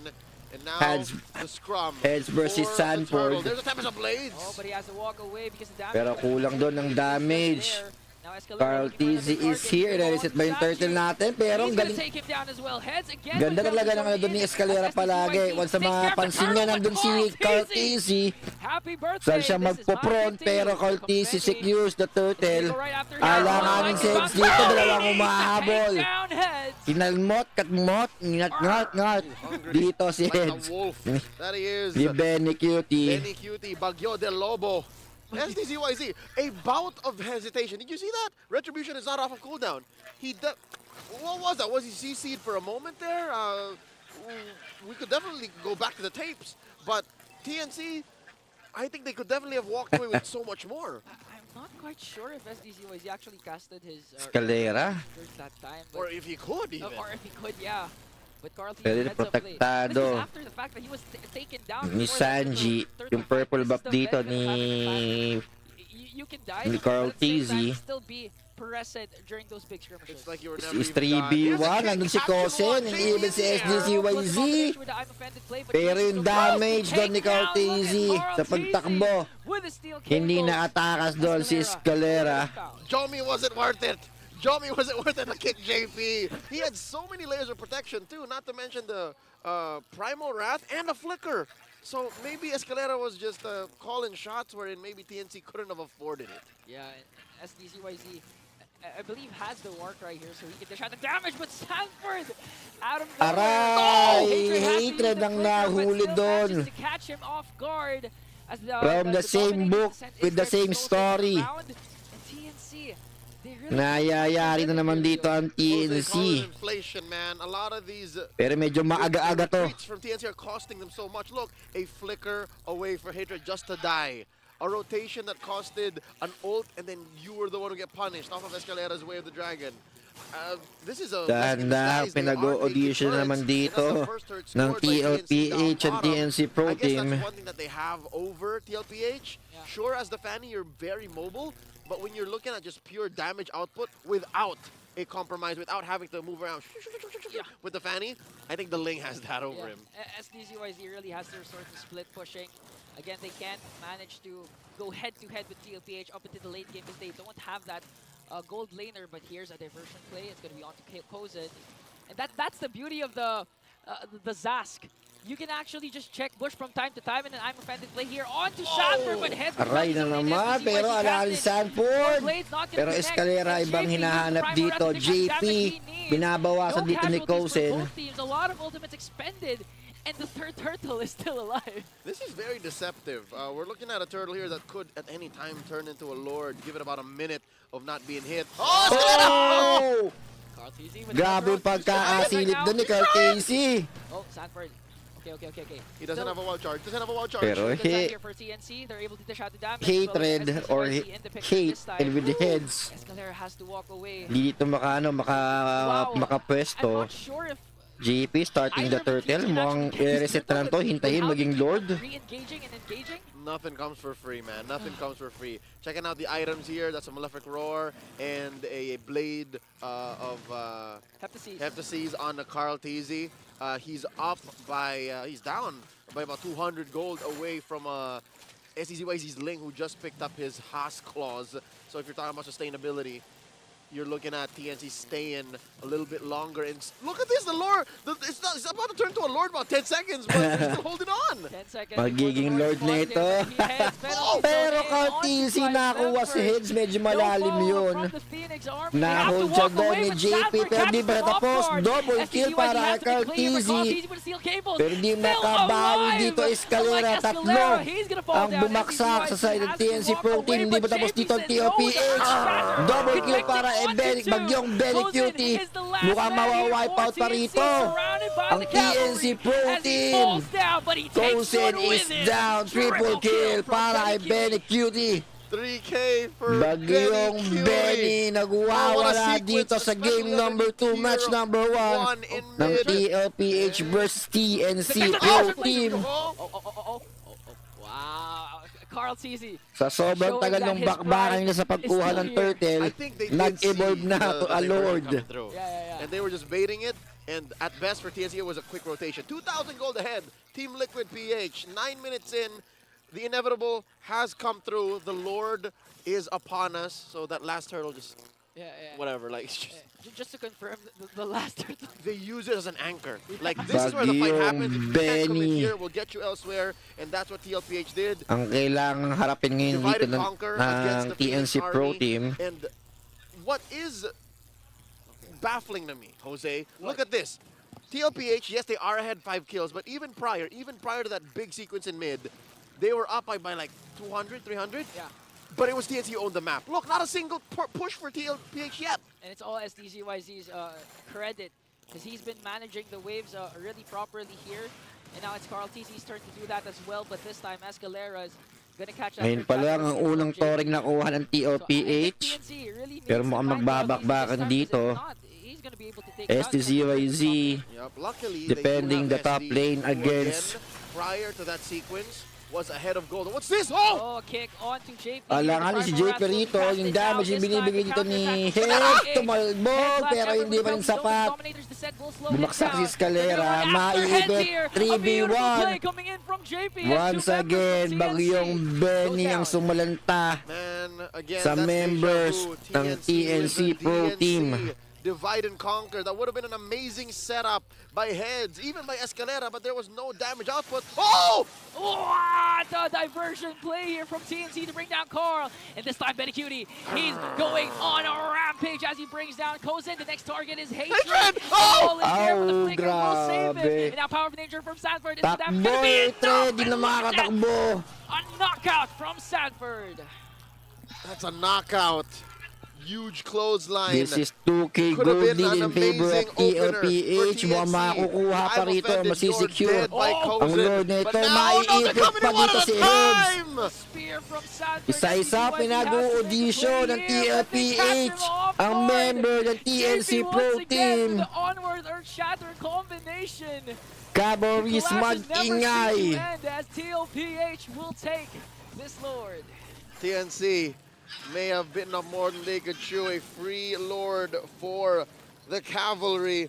Looking at the items now, Wala. Carl TZ Walang is bawi still dito. behind. All right, check it out. He's still behind, but where a majority of the gold is. Pero hindi pa naman is tapos. in Sabi nga Benny ng mga kabarangay, di ba? 7-0-3 Never up say against die Kozin, kung hindi pa tapos. 2-0. Bakbak lang, hintay tayo ng Just late game. The back-to-back sequences where Benny scored a majority of these 7 kills. Pero this is not should be barangay, enough this to is the tempt Phoenix ATA. Maybe we Army. should pick fights. Maybe we should hold Always off, rise. and maybe this Lord coming up should be a Lord we take inside our base. Which gives you now a head scratcher. What is Hatred to do? Your main thing, your ult, is to put your whole team in a place where you can catch your opponents off guard. But if your opponents know that you're thinking this way, wherein you have to fight underneath your turret, what do? Yeah, because Sanji is one of the actual good users of Blue Yi, so they really know. They know! Ganda mula sa likod. Ang ganda pasok ni JP. JP catch Hatred off Pero guard once alanganin pa again. din si JP The counter attack naipit. from Pero TNC will bring alanganin down din JP. si Hatred. Nakuha And naman ni another kill Sanford. coming in from Sanford, but Mukhang this kaya time pang four pumitas members ng not chasing isa, right pero after him. hindi The na. passage will help him walk away. Back na That's a dito one ang for call ng betrayal TNC to Pro Team. TLPH. Pero They yung still- top they lane still have dito, the Lord marching in the top lane. dahan-dahan but ng it wasn't- binubutas. The Lord died a natural Ng death. There was Cavalries. enough of a few hits from a combination of minions and heroes from the top lane. And the Ah! Lord's on march! SD, Carl. Oh, they're fine. Okay. They're okay. Carl TZ just really Makakadepensa ba ito yung Tori ng TNC Pro Team? Yep. I remember the first time. Yan siya sa mga viewers natin. Welcome sa ating live restream. Yep. Authorized Restream ng MPL-PH Season 12. Ay, Season 12 Season 14. Week 2. I can hold my own. Day number 1. Yep, took him a while. A good solid month we watched Carl Pagpapromote lang TZ's malipan na yan. progress Sorry. working on the fanny. And now, sitting with a, respectable 3-2-3. The map belongs to the Team Liquid PH. Ay, grabe Look ang at this, look ipit at na this. nangyari doon. Benedict yung nakuha si Heads. From the back, ganda rin ang pasok doon. Hatred nakuha si Carl Tizzy. Pero hindi pa tapos dito. It's 2 to 1 trade. Hindi pala. 4 to 1 trade. Walang nagawa dito. Ang TNC Pro Team mukhang You end can't na ang call stop a dito. hungry predator. Benny Ang Cutie, ating 10-0 and 3. Now they're going to defending the base. champions. Cousin, can he defend? 5 seconds before Heads comes here. Alanganin dito. Pumasok na. Buy time. Nakuha pa ito si JP. Kaya pabalik na rin ang TNC dito. Hindi pa natatapos. Ng MPL-PH nakadepensa pa dito ang Phoenix Army. Alive. Grabe ang sustain na pakinakita doon. Heroism from the new member of the Phoenix Army, Cousin, with the defense of a Cousin with the lifetime. defense of He the scored lifetime. 2 kills for his team, and now they have a second win. 40, where are you going, 40? Kaya siya There's a kick. Vasquez, pero alanganin doon. SD, Benny Cute nakuha si Escalera. Gonna use the Tempest of Blades, Carl Tizzy. Trying to dish out the damage here. Now this time, TNC. Mukhang hindi ito tutuloy ng ano ng TNC Pro Team. Middle lane inhibitor turret taken down. So they can still contest for this Lord. All right. If anything, this is closer than anything that happened in the game 1 could ever be. We see Muntik here nang items tapusin being picked kanina up to ng ano towards ng the twilight of the TLPH. fours. Benny Cutie picked up Pero the dahil GDS. sa You know what that means, kabalnihan, Ian? Guess what? He's going to secure more kills. Nicholson, Check it out. That's his final item nadepensahan there, pa Lord. ng Phoenix Army ang nilang base. And, how many, And we are imagine how here many now stacks this guy on the has, Lord fam. take. All of them. He has all the stacks. All the stacks still not being taken. Oh, Benny has 12 kills. I did not realize. More than half of those came in after the Sky Piercer. You know, the Sky Piercer's been nerfed, but with Benny Cutie's stat line, there's no nerf Doesn't seem like it. with the Sky Piercer. Doesn't seem like it. A lot of items you should expect as well on SD and Kozin after that moment inside the base where he got a good chunk of We're here shutdown na, gold. nimla ni JP with Sanford, Lord Sanji. here at a fifth of his health. An eighth, a tenth now. Pero Carl TZ, ganda ng pasok dito. Sino makakuha? Carl TZ secures the turtle. Sanford ako sa SDYZ. Head is also down. Cousin is also down. This is 3-point kill para kay Bagyong Benny Cutie. Hatred spraying defense dito. Mukhang kahit tapos ito ng Cavalry. This is a sweep. Undefeated coming in 2-0 para sa side ng TLPH. What an amazing game! Grabing laban to. Despite the back and forth, at the end of the day, we witnessed a Liquid stampede. Team Liquid trampling PH through secures the Phoenix victory Army against in a TNC dominant Pro sweep. Team. Didn't even look like Benny Cutie plays. Grabe si Bagyong Benny dito. The majority of the kills from Liquid PH came from this man and this man alone. Wow. Can you do the impression of Benny Cutie's Roger again? That wasn't me. That was you? What are you talking about? That was Renmar. I thought it was Renmar. That's Oh, right. Okay. Renmar would come up and Binagyo away from what we're talking ang about here. TNC Pro Team. Liquid Philippines again scores another while TNC struggles. Let's go to the stage. Yan, later tonight, 7 PM po, next match natin. It's Blacklist International versus Smart Omega. Do we have a new rivalry? Naghahanap ng unang panalo ang Blacklist International. And kaya bang i-maintain ng Barangay Omega mamaya ang kanilang win streak? This time, there's improvement. Yeah. Surely, they're able to do this up against TLPH, and it's nice to see SDZYZ back in MPL Philippines once again. Time is ticking, but we're not out just yet. TNC definitely has some stuff to work out, but I'd say, you know what? These are results in the lab. I'll count it as a win. You know, you gotta Chill get lang a dito silver yung ano no. lining TLPH, Team Liquid, Philippines. to what you believe in. Here we go, for reals this time around. Let's throw it over to our host, Mara Aquino, with the winning squad, Team Liquid Philippines. Everybody, let's give a big round of applause to TLPH. Carl, belated happy birthday. First of all, how did you spend your birthday kahapon? Ano lang po, nagpakain lang po ako sa bootcamp, yun lang po. Anong kinain niyo ba sa bootcamp? Mga kung ano-ano po. Pansit, ganun, lechon, tapos mga cake, pizza, ganun. Sana naman may tira sa mga casters, pati sa amin. Happy birthday! Happy birthday! Happy birthday, So yung game Carl number 1 nyo, Casey. it lasted 20 minutes long. Ito yung pinakamatagal na laro nyo. Bakit bumagal yung pacing nyo during that time? Siguro po medyo nagkamali po kami ng early game kasi na-invited po ako ng jungle ng early game nun eh. Okay. Sabi mo nga nung umpisa din na kailangan mo pang i-improve ang iyong Fanny.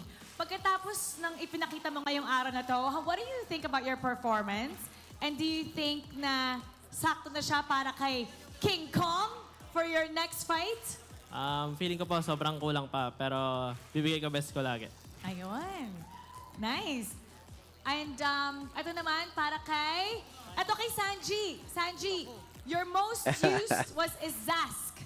Okay, kay Zask. How do you feel about this hero? At paano ba ni Zask na-change yung playstyle mo? Oh, Coach! Coach Benny Cutie! Ano? May binubulong. Ano yan? Sabi kasi ni Sanji, anong sasabihin ko? Okay. Ano po ulit yung tanong? Okay, most used hero mo kasi is Zask. So, ano mang pakiramdam mo to sa hero na to? Paano niya naiiba yung laro mo? Gusto ko lang siya gamitin kasi nakakapag-farm yung mga kampi ko. Ayun, okay. It's just as simple as that. Ano naman Ang kay? palit ni Sanji eh. Sanford! Sanford, kunat din kanina.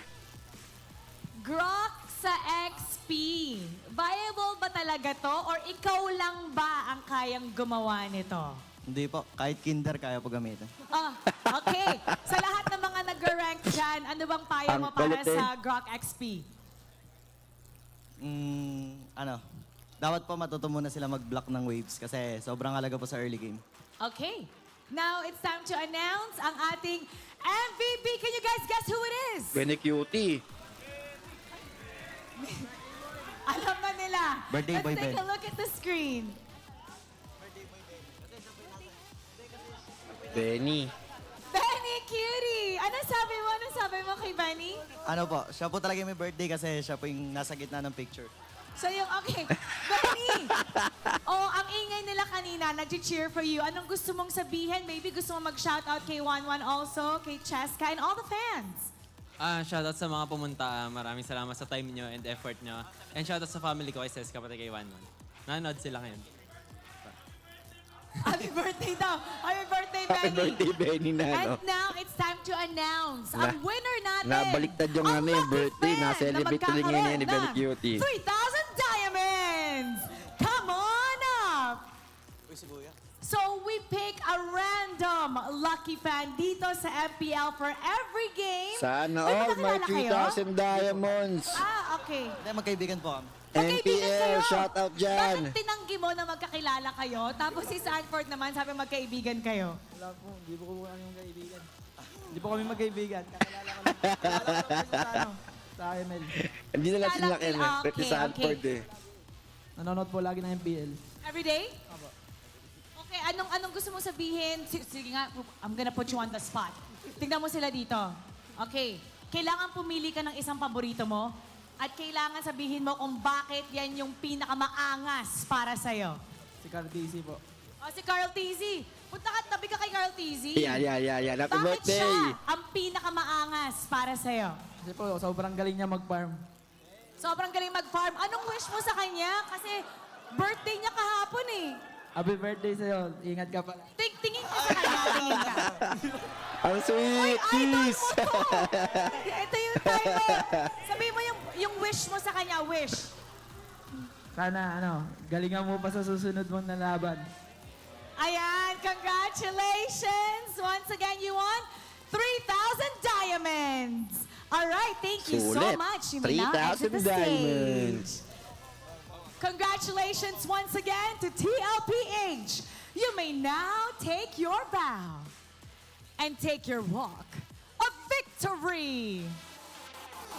And this is Chessy Gaming. We're gonna be back later during the match ng Smart Omega versus Blacklist International. Be right back. Bye-bye. So we're gonna break it down for you and we're gonna go to our panel. Pasok. The defending champions of MPL Philippines proving why they are still the strongest team. Or if not, one of the strongest teams na kailangan pa rin gawing standard ng napakaraming teams for this season. And the MVP of that match, you've seen him. He's the fake birthday boy. I should say. Kasi yun nga yung sinabi ni Sanford, siya daw ang nakapresent sa big screen. Yes. But his performance is indeed for the big screen. Very cutie. Oh, you know I have a very strong opinion about players or anyone who decides to first build Sky Piercer. But Benny Cutie showed why he first built that Sky Piercer, 15, 0, and 3, and it just never stopped. And because of him, the Roger that TLPH had, he was always the guy that TNC just really had no direct answer to other than the Ruby, I guess.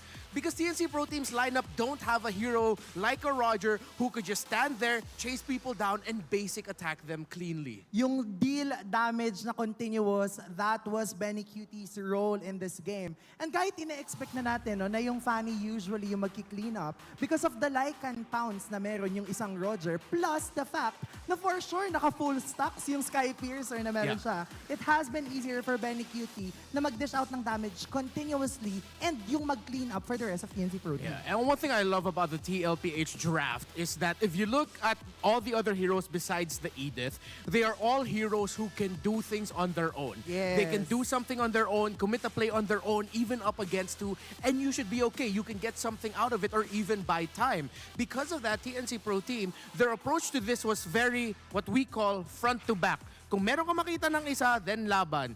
Then tuloy.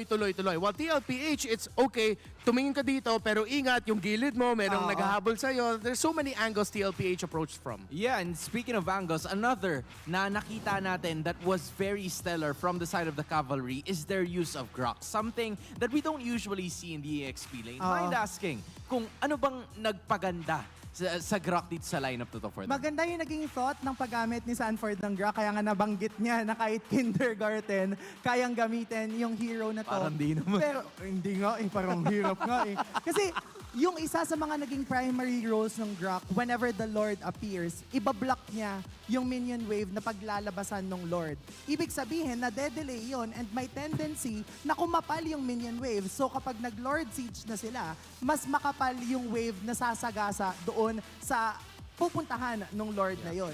And kapag nangyari yon, it's easier for them to take control of the map and at the same time, makakuha ng mga necessary pushes na kailangan nilang gawin. Please, y'all, it's 2024. Quick reminder, if you ever see a Grok in the EXP lane building damage items, that's normal. Yes. Remember the thing about Grok, for every point of physical attack he has, he gets defense. So it's fine. So for the people in RJ who hate on that Grok EXP lane with damage items, I don't understand. It makes sense. Sanford did it well. In Filipino, bahala kayo sa buhay. Oh, Kaya ko lang gamitin! But yes, ito ang game na nagpatunay that Grok EXP lane does work, and in just a bit, di ba, maipapaliwanag pa sa atin yan lalo ng isa sa mga head coaches ng Team Liquid Philippines, and we will be seeing that in just a bit. And in terms of the lineup, in terms of execution, I know that we've said our piece, but at the same time, just take a look at the kill score, right? It's so rare for us to see yung ganyang kataas na kill score. What do you think led to that? Is it more on the team fight-centric, lahat ng mga laban na nakita natin, or just on the pick-off side? Yeah, and again, bouncing off of what Renmar mentioned kanina, no, yung mere fact na Benny was confident enough to pick up Sky Piercer as his first item was testament na kaya niyang panghawakan and i-ensure na makakapitalize na yung items na yon. And kung babalikan natin, no, Sky Piercer, tumataas yung kill mechanic niya every single time na nagkakasta ka. So plus 10 lagi. And Lycan Pounds, yung mere fact na may Lycan Pounds na nare-reset after every kill, yun yung ginamit ni Benny Cutie as we head on to this match. And gusto ko lang din balikan yung sinabi kanina ni Sanji in the interview na isa sa mga reasons kung bakit gusto niyang gamitin yung Zaz ay stand-alone hero yung Zaz. Yeah. Yung ultimate ng isang Zaz, nagkakaroon agad siya ng ability to protect himself from ganks coming from the assassin jungler nung kanilang kalaban. And that's what we were talking about. The lineup of TLPH, four heroes have someone who can just really do their own thing. While for TNC Pro Team, they have to layer things well, and that's one of the things that we missed out on. The layering. Yes. Heads and Escalera, from time to time, even like the play of Hatred. There needs to be a little bit of a better meshing there. They could time things a little bit better because add the Ruby into the mix there, add the knockup that you can get from a Ling. The crowd control from TNC should have been enough to really give MPL-PH a lot of difficulty, that even though they couldn't directly catch Benny Cutie would have thought twice about going in. Kasi kulang. Kasi kulang yung damage. But then MPL-PH really just, I feel like they did the right call for it. They were aggressive, but at the same time, they respected what TNC could have done to them. That's why MPL-PH took the win. Yeah, see, this is the reason why we would always say that 30% is on the draft, but 70% is on the execution. And it really matters the most pagdating sa mga ganitong klase ng laban, and you would really expect for them to be able to pull off those plays, knowing that they have a decent amount of crowd control and resources para makita natin yung matchup that would favor the Phoenix Army. But so far, we are here right now. Kasama ang nagbabalik na now coach na si Coach Saire. Welcome. Welcome back. From Team Liquid Philippines, and of course, Maraki. It's Hello. a pleasure to have you here at the panel again. Sobrang comfy dito. Oh, Masarap I'm magbalik. telling you. Masarap ba magbalik kasi sa lahat ng hindi nakakaalam. Okay, konting kwento kasi you were a player before sa MPL. Yes, Season 4 and Season 5 from Execration. Kasama ko dun sila Chaknu, Etomax, Ayun. and si Hate, si Benikut din. Ah. Kaya, So kanina, okay, napansin namin, ini-expect kasi natin kanina na si Coach TikTok yung magfe-fist bump. Tapos biglang new face. Out of nowhere. Okay, bakit ikaw yung nag-fist bump kanina? expect ko si Etomax yung Ayun. Kaya ikaw ba yung nagsabi na, pwede bang ako na lang mag-fist bump? Ikaw yung nag-request. si Madam Mitch. Okay, pero eto, hindi ka nakapag-fist bump with Etomax, kay Wolf. Pero si Etomax, nakikinig ngayon. Ano bang gusto mong ipalabas kay Etomax na siya yung gusto mong i-fist bump? Anong gusto mo bang sabihin? Wala naman. Siyempre dati as a player kami dalawa. Ngayon naman coach, parang masaya rin na nandito kami sa stage na nag-guide ng mga bagong player. During that fist bump kung may moment ka na magbigay ng isang sentence, isang phrase kay Etomax, ano ba dapat yung sasabihin mo doon? Good luck. Good luck! Malinis. We good. I'd like to We build good. up on that as well. Kasi kayo parehas ni Etomax, dati kayong players na naging coach. And how was that process like para sa'yo? Sobrang- mahirap ba? How was it going? Moving forward? Hindi naman kasi pares din kasi kaming captain. Kaya kami yung nagda-drop, rotation, macro, lahat ng mga strategies. Oh. Sino mas magaling? Ayan na. Hindi ko. Yung nanalo siguro. Kasi nanalo. Say that you're better without saying you're better. Ito may tanong ako. Parang medyo ano lang tayo, side kwento. Kasi nung MDL Philippines Season 2, nakwento sa amin na apparently board top-notcher ka raw. Fourth place. Oh! 2014 Electrical Engineering. Oh, wow. So bakit pinili mo instead of having a profession in electrical engineering, nandito ka sa amin sa MPL? Passion ko talaga yung maglaro eh. Simula bata pa lang ako eh. Kaya yung nagka-chance ako naka-stable naman na, pinursue ko naman yung career sa esports. And we're so happy that you're back. True. Masaya kami na after you've pursued what you want, nakuha mo yung EE, now you're practically Welcome doing back. very well Yeah. dito sa Team Liquid. With a great team. Okay, which team ang susunod? Ngayon nasa MPL ka na, Season 14, ang daming magagaling na koponan. Which team ang someone that you're looking forward to na durugin? Siguro yung Bren. Bren! Oh, meron ka bang gustong sabihin kay Bren? Bren! Wala na. Okay. Wala. Sa Brand- pagtutuos na nila. Walang humble. Bren dahil yung rivalry. Oo nga laging Bren. Second place. Laging Bren and TLPH. Grand Finals. Sa Grand Finals, laging Bren TLPH. Inikot nyo na yung buong mundo, ginawa yung Grand Finals. Oo nga. I mean, at this point, diba, hindi na tayo magugulat because of how well...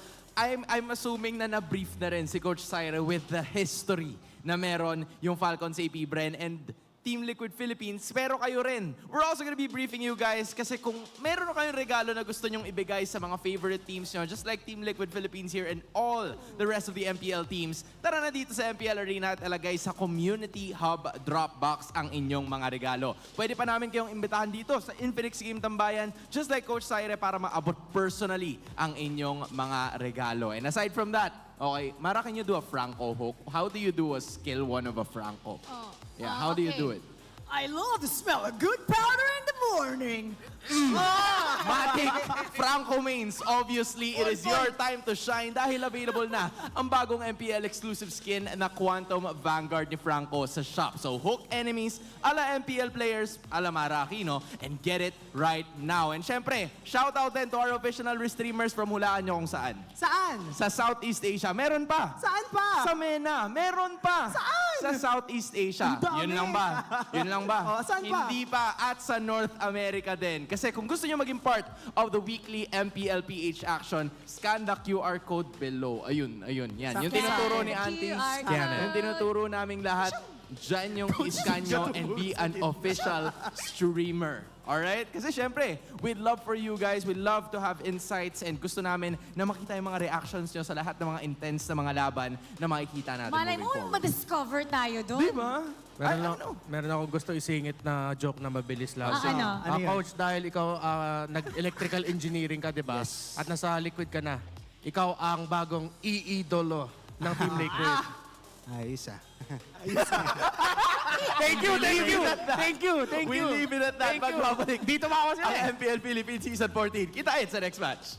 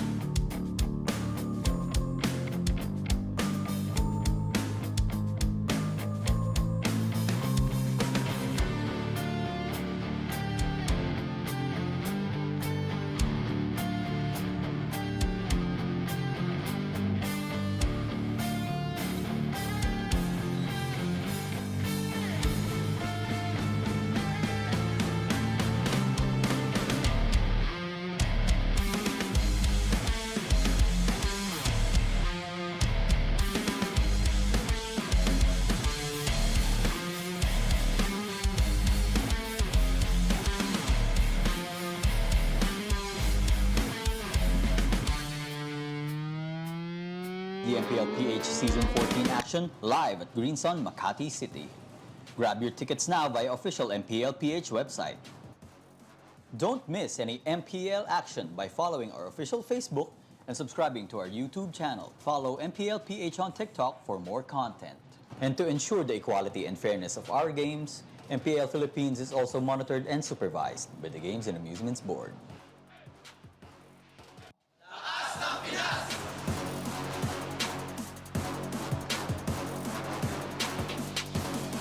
Lakas ng Pinas!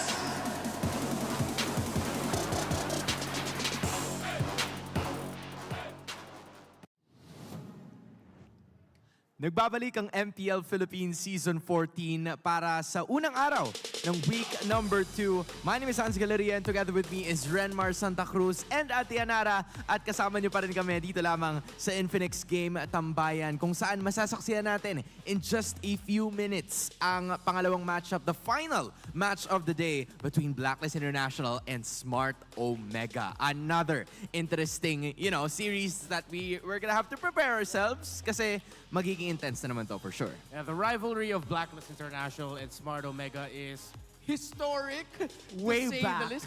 Way back, even though a lot of the main characters of this rivalry have changed for this season. There are some interesting stories and connections between the players that we have now. This generation of the Omega Blacklist rivalry that'll make things still spicy.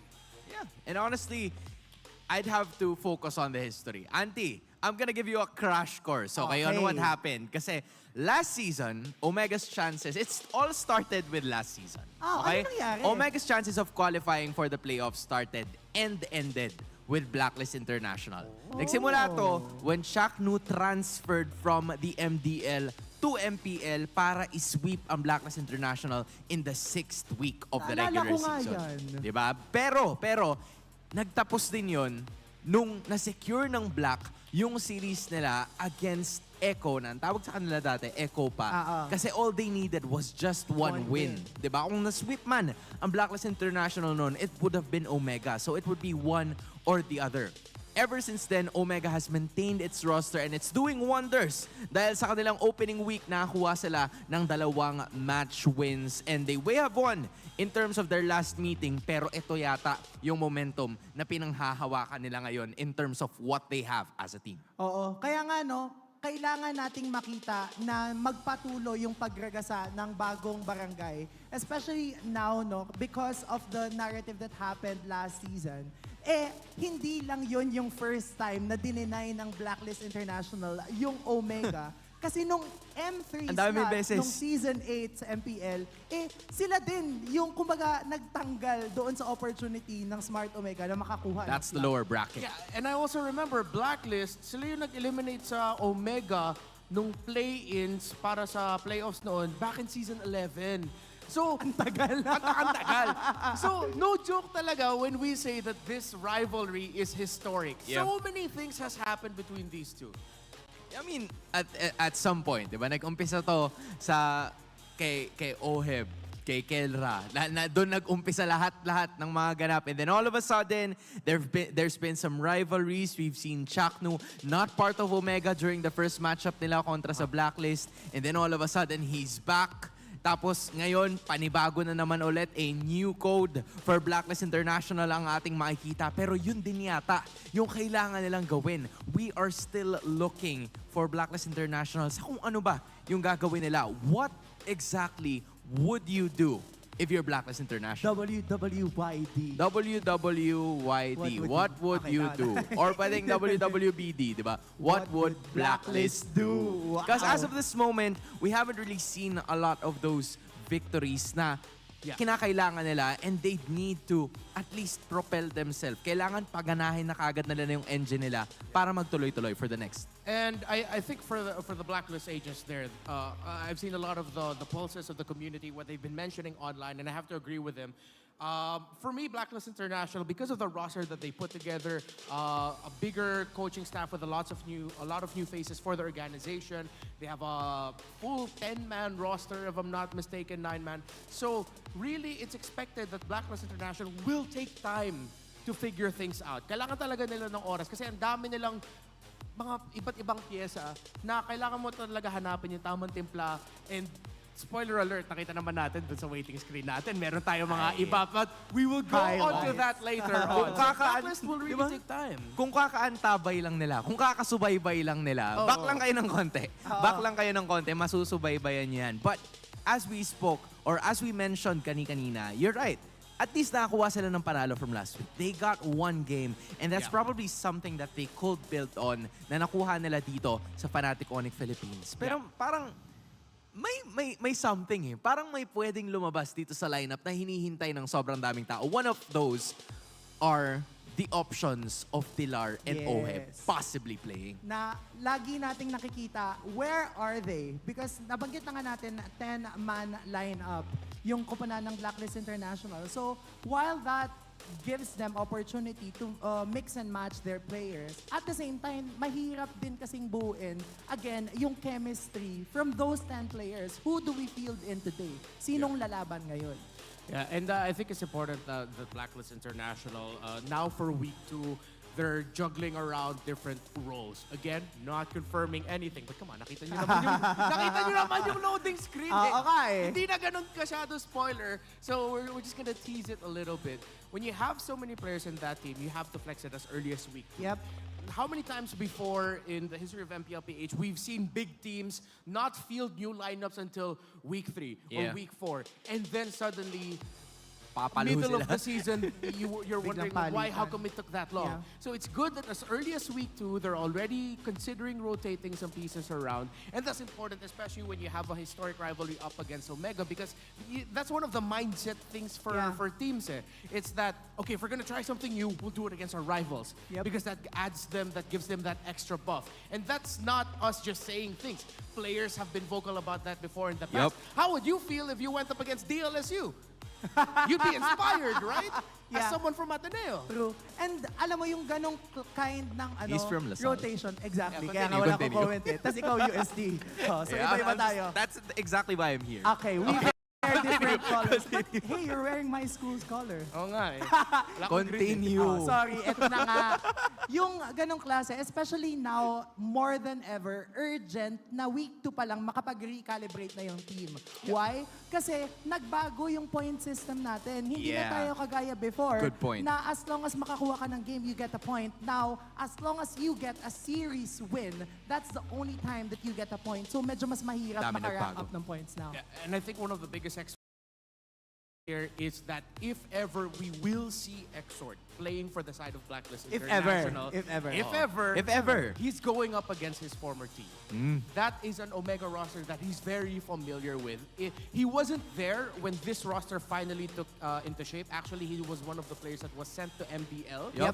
So that they could bring up Andoryu around week 5 heading into week 6. So the experience of Exort coming from Omega should play a factor here for Blacklist International. Yeah, and not only for Exhort, right? Because all or most of the players, I believe except for Mark Tizzi, has had experience playing in the MPL that we've seen for the longest time na itong mga pangalan na ito, kung baga, napupunta sa iba't ibang teams, they've showcased what they can do, and posible na makita mo sila dyan, di ba? Yung mga manlalaro, minsan lumalabas yung ulo nila dyan sa side na yan.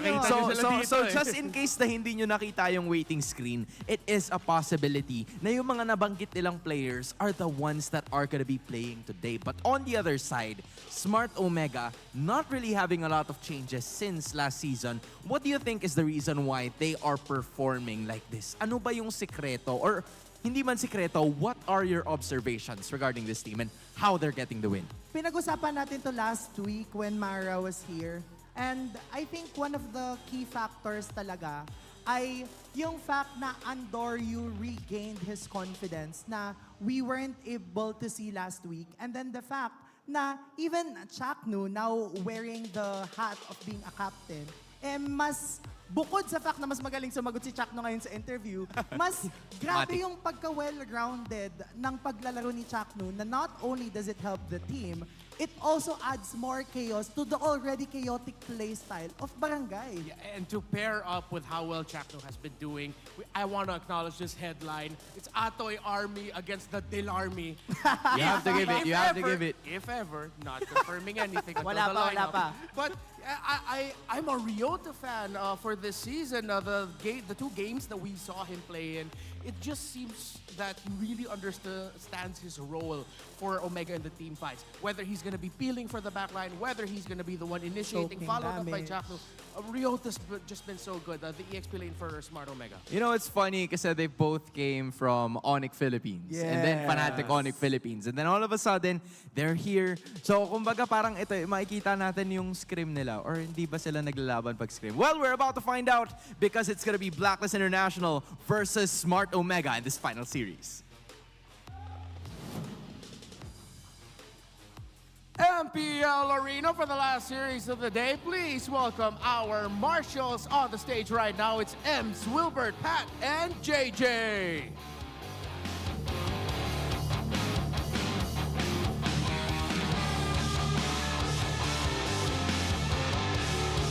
And now, sumusugod sila papunta sa mga panalo na nakuha nila. Let's just go ahead and welcome in the back of their savage momentum, it's Smart Omega!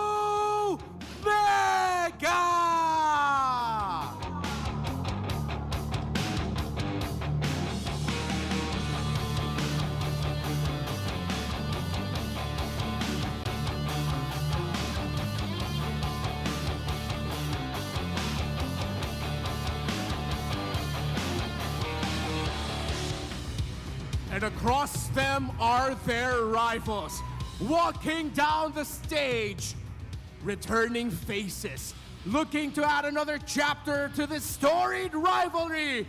Welcome back to the Philippines, Delar. It's Blacklist International!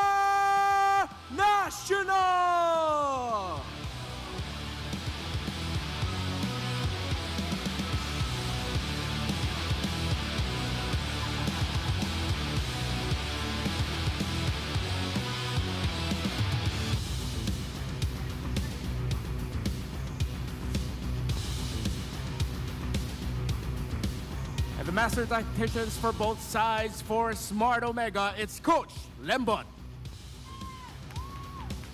And for Blacklist International, it's Coach Bonchan.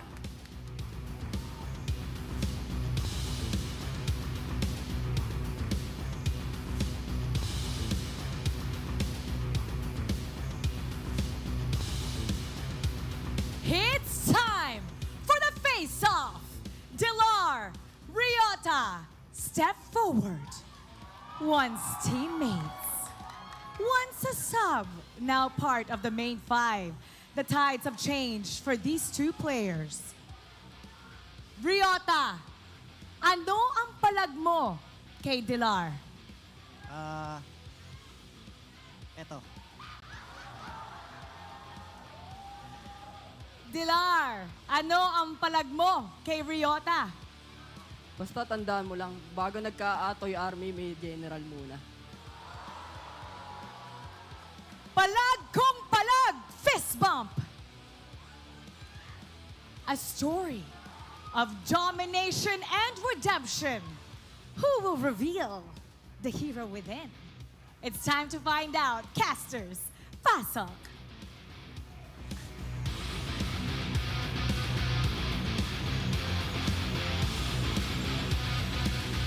At doon natin nakita ang muling pagbabalik ni Dilar. Excited na nga siyang pumunta doon sa table eh. Excited na siyang maglaro. Bakit nyo pa ba ako papupuntahin sa gitna ng stage? But yes, before that, it's Smart Omega that hasn't really changed their lineup and is now building on their momentum. In English, Dilar said before there was the Atoy Army, there was the general first. This is the first general, the general of MPL Philippines going up against the new general, his former teammate in Ryota. But besides the EXP lane, Big J has been tearing it up this season. 2 MVP performances, and Ukir has been a sleeper hit for Smart Omega.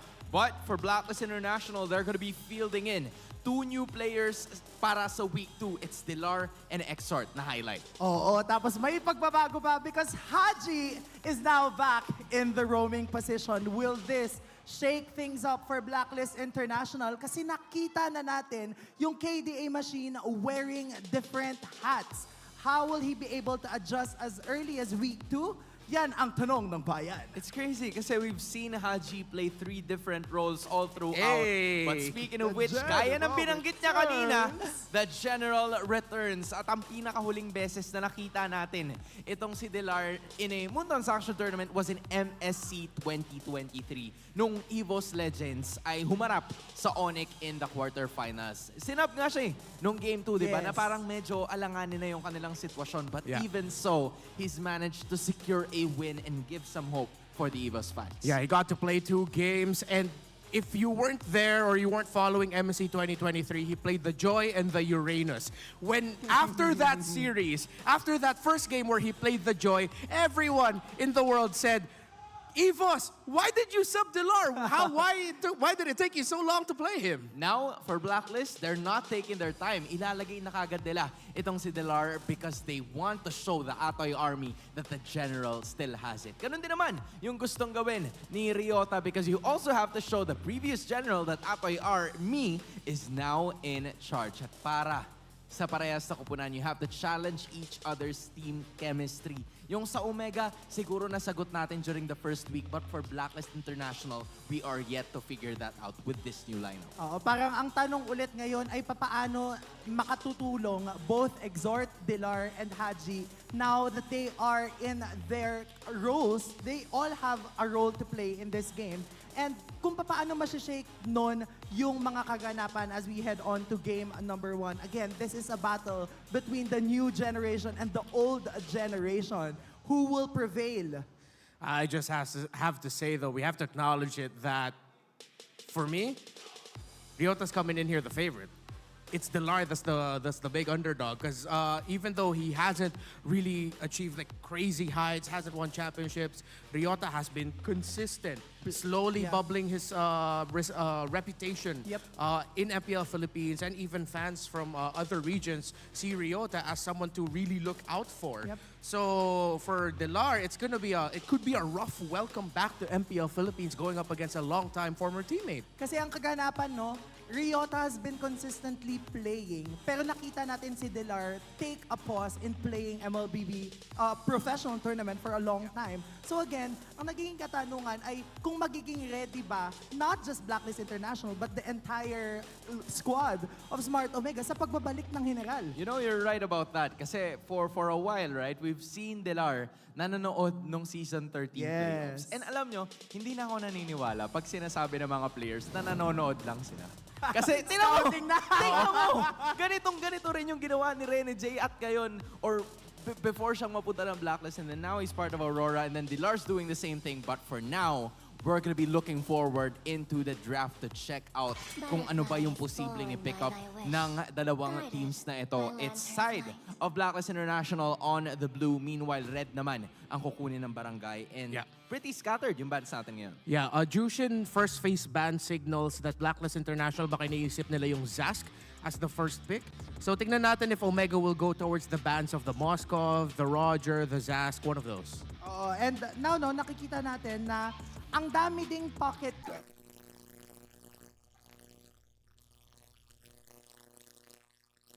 So definitely, as we head on to the second phase of the draft, the likes of the Hanzo, even yung Hylos. Oo.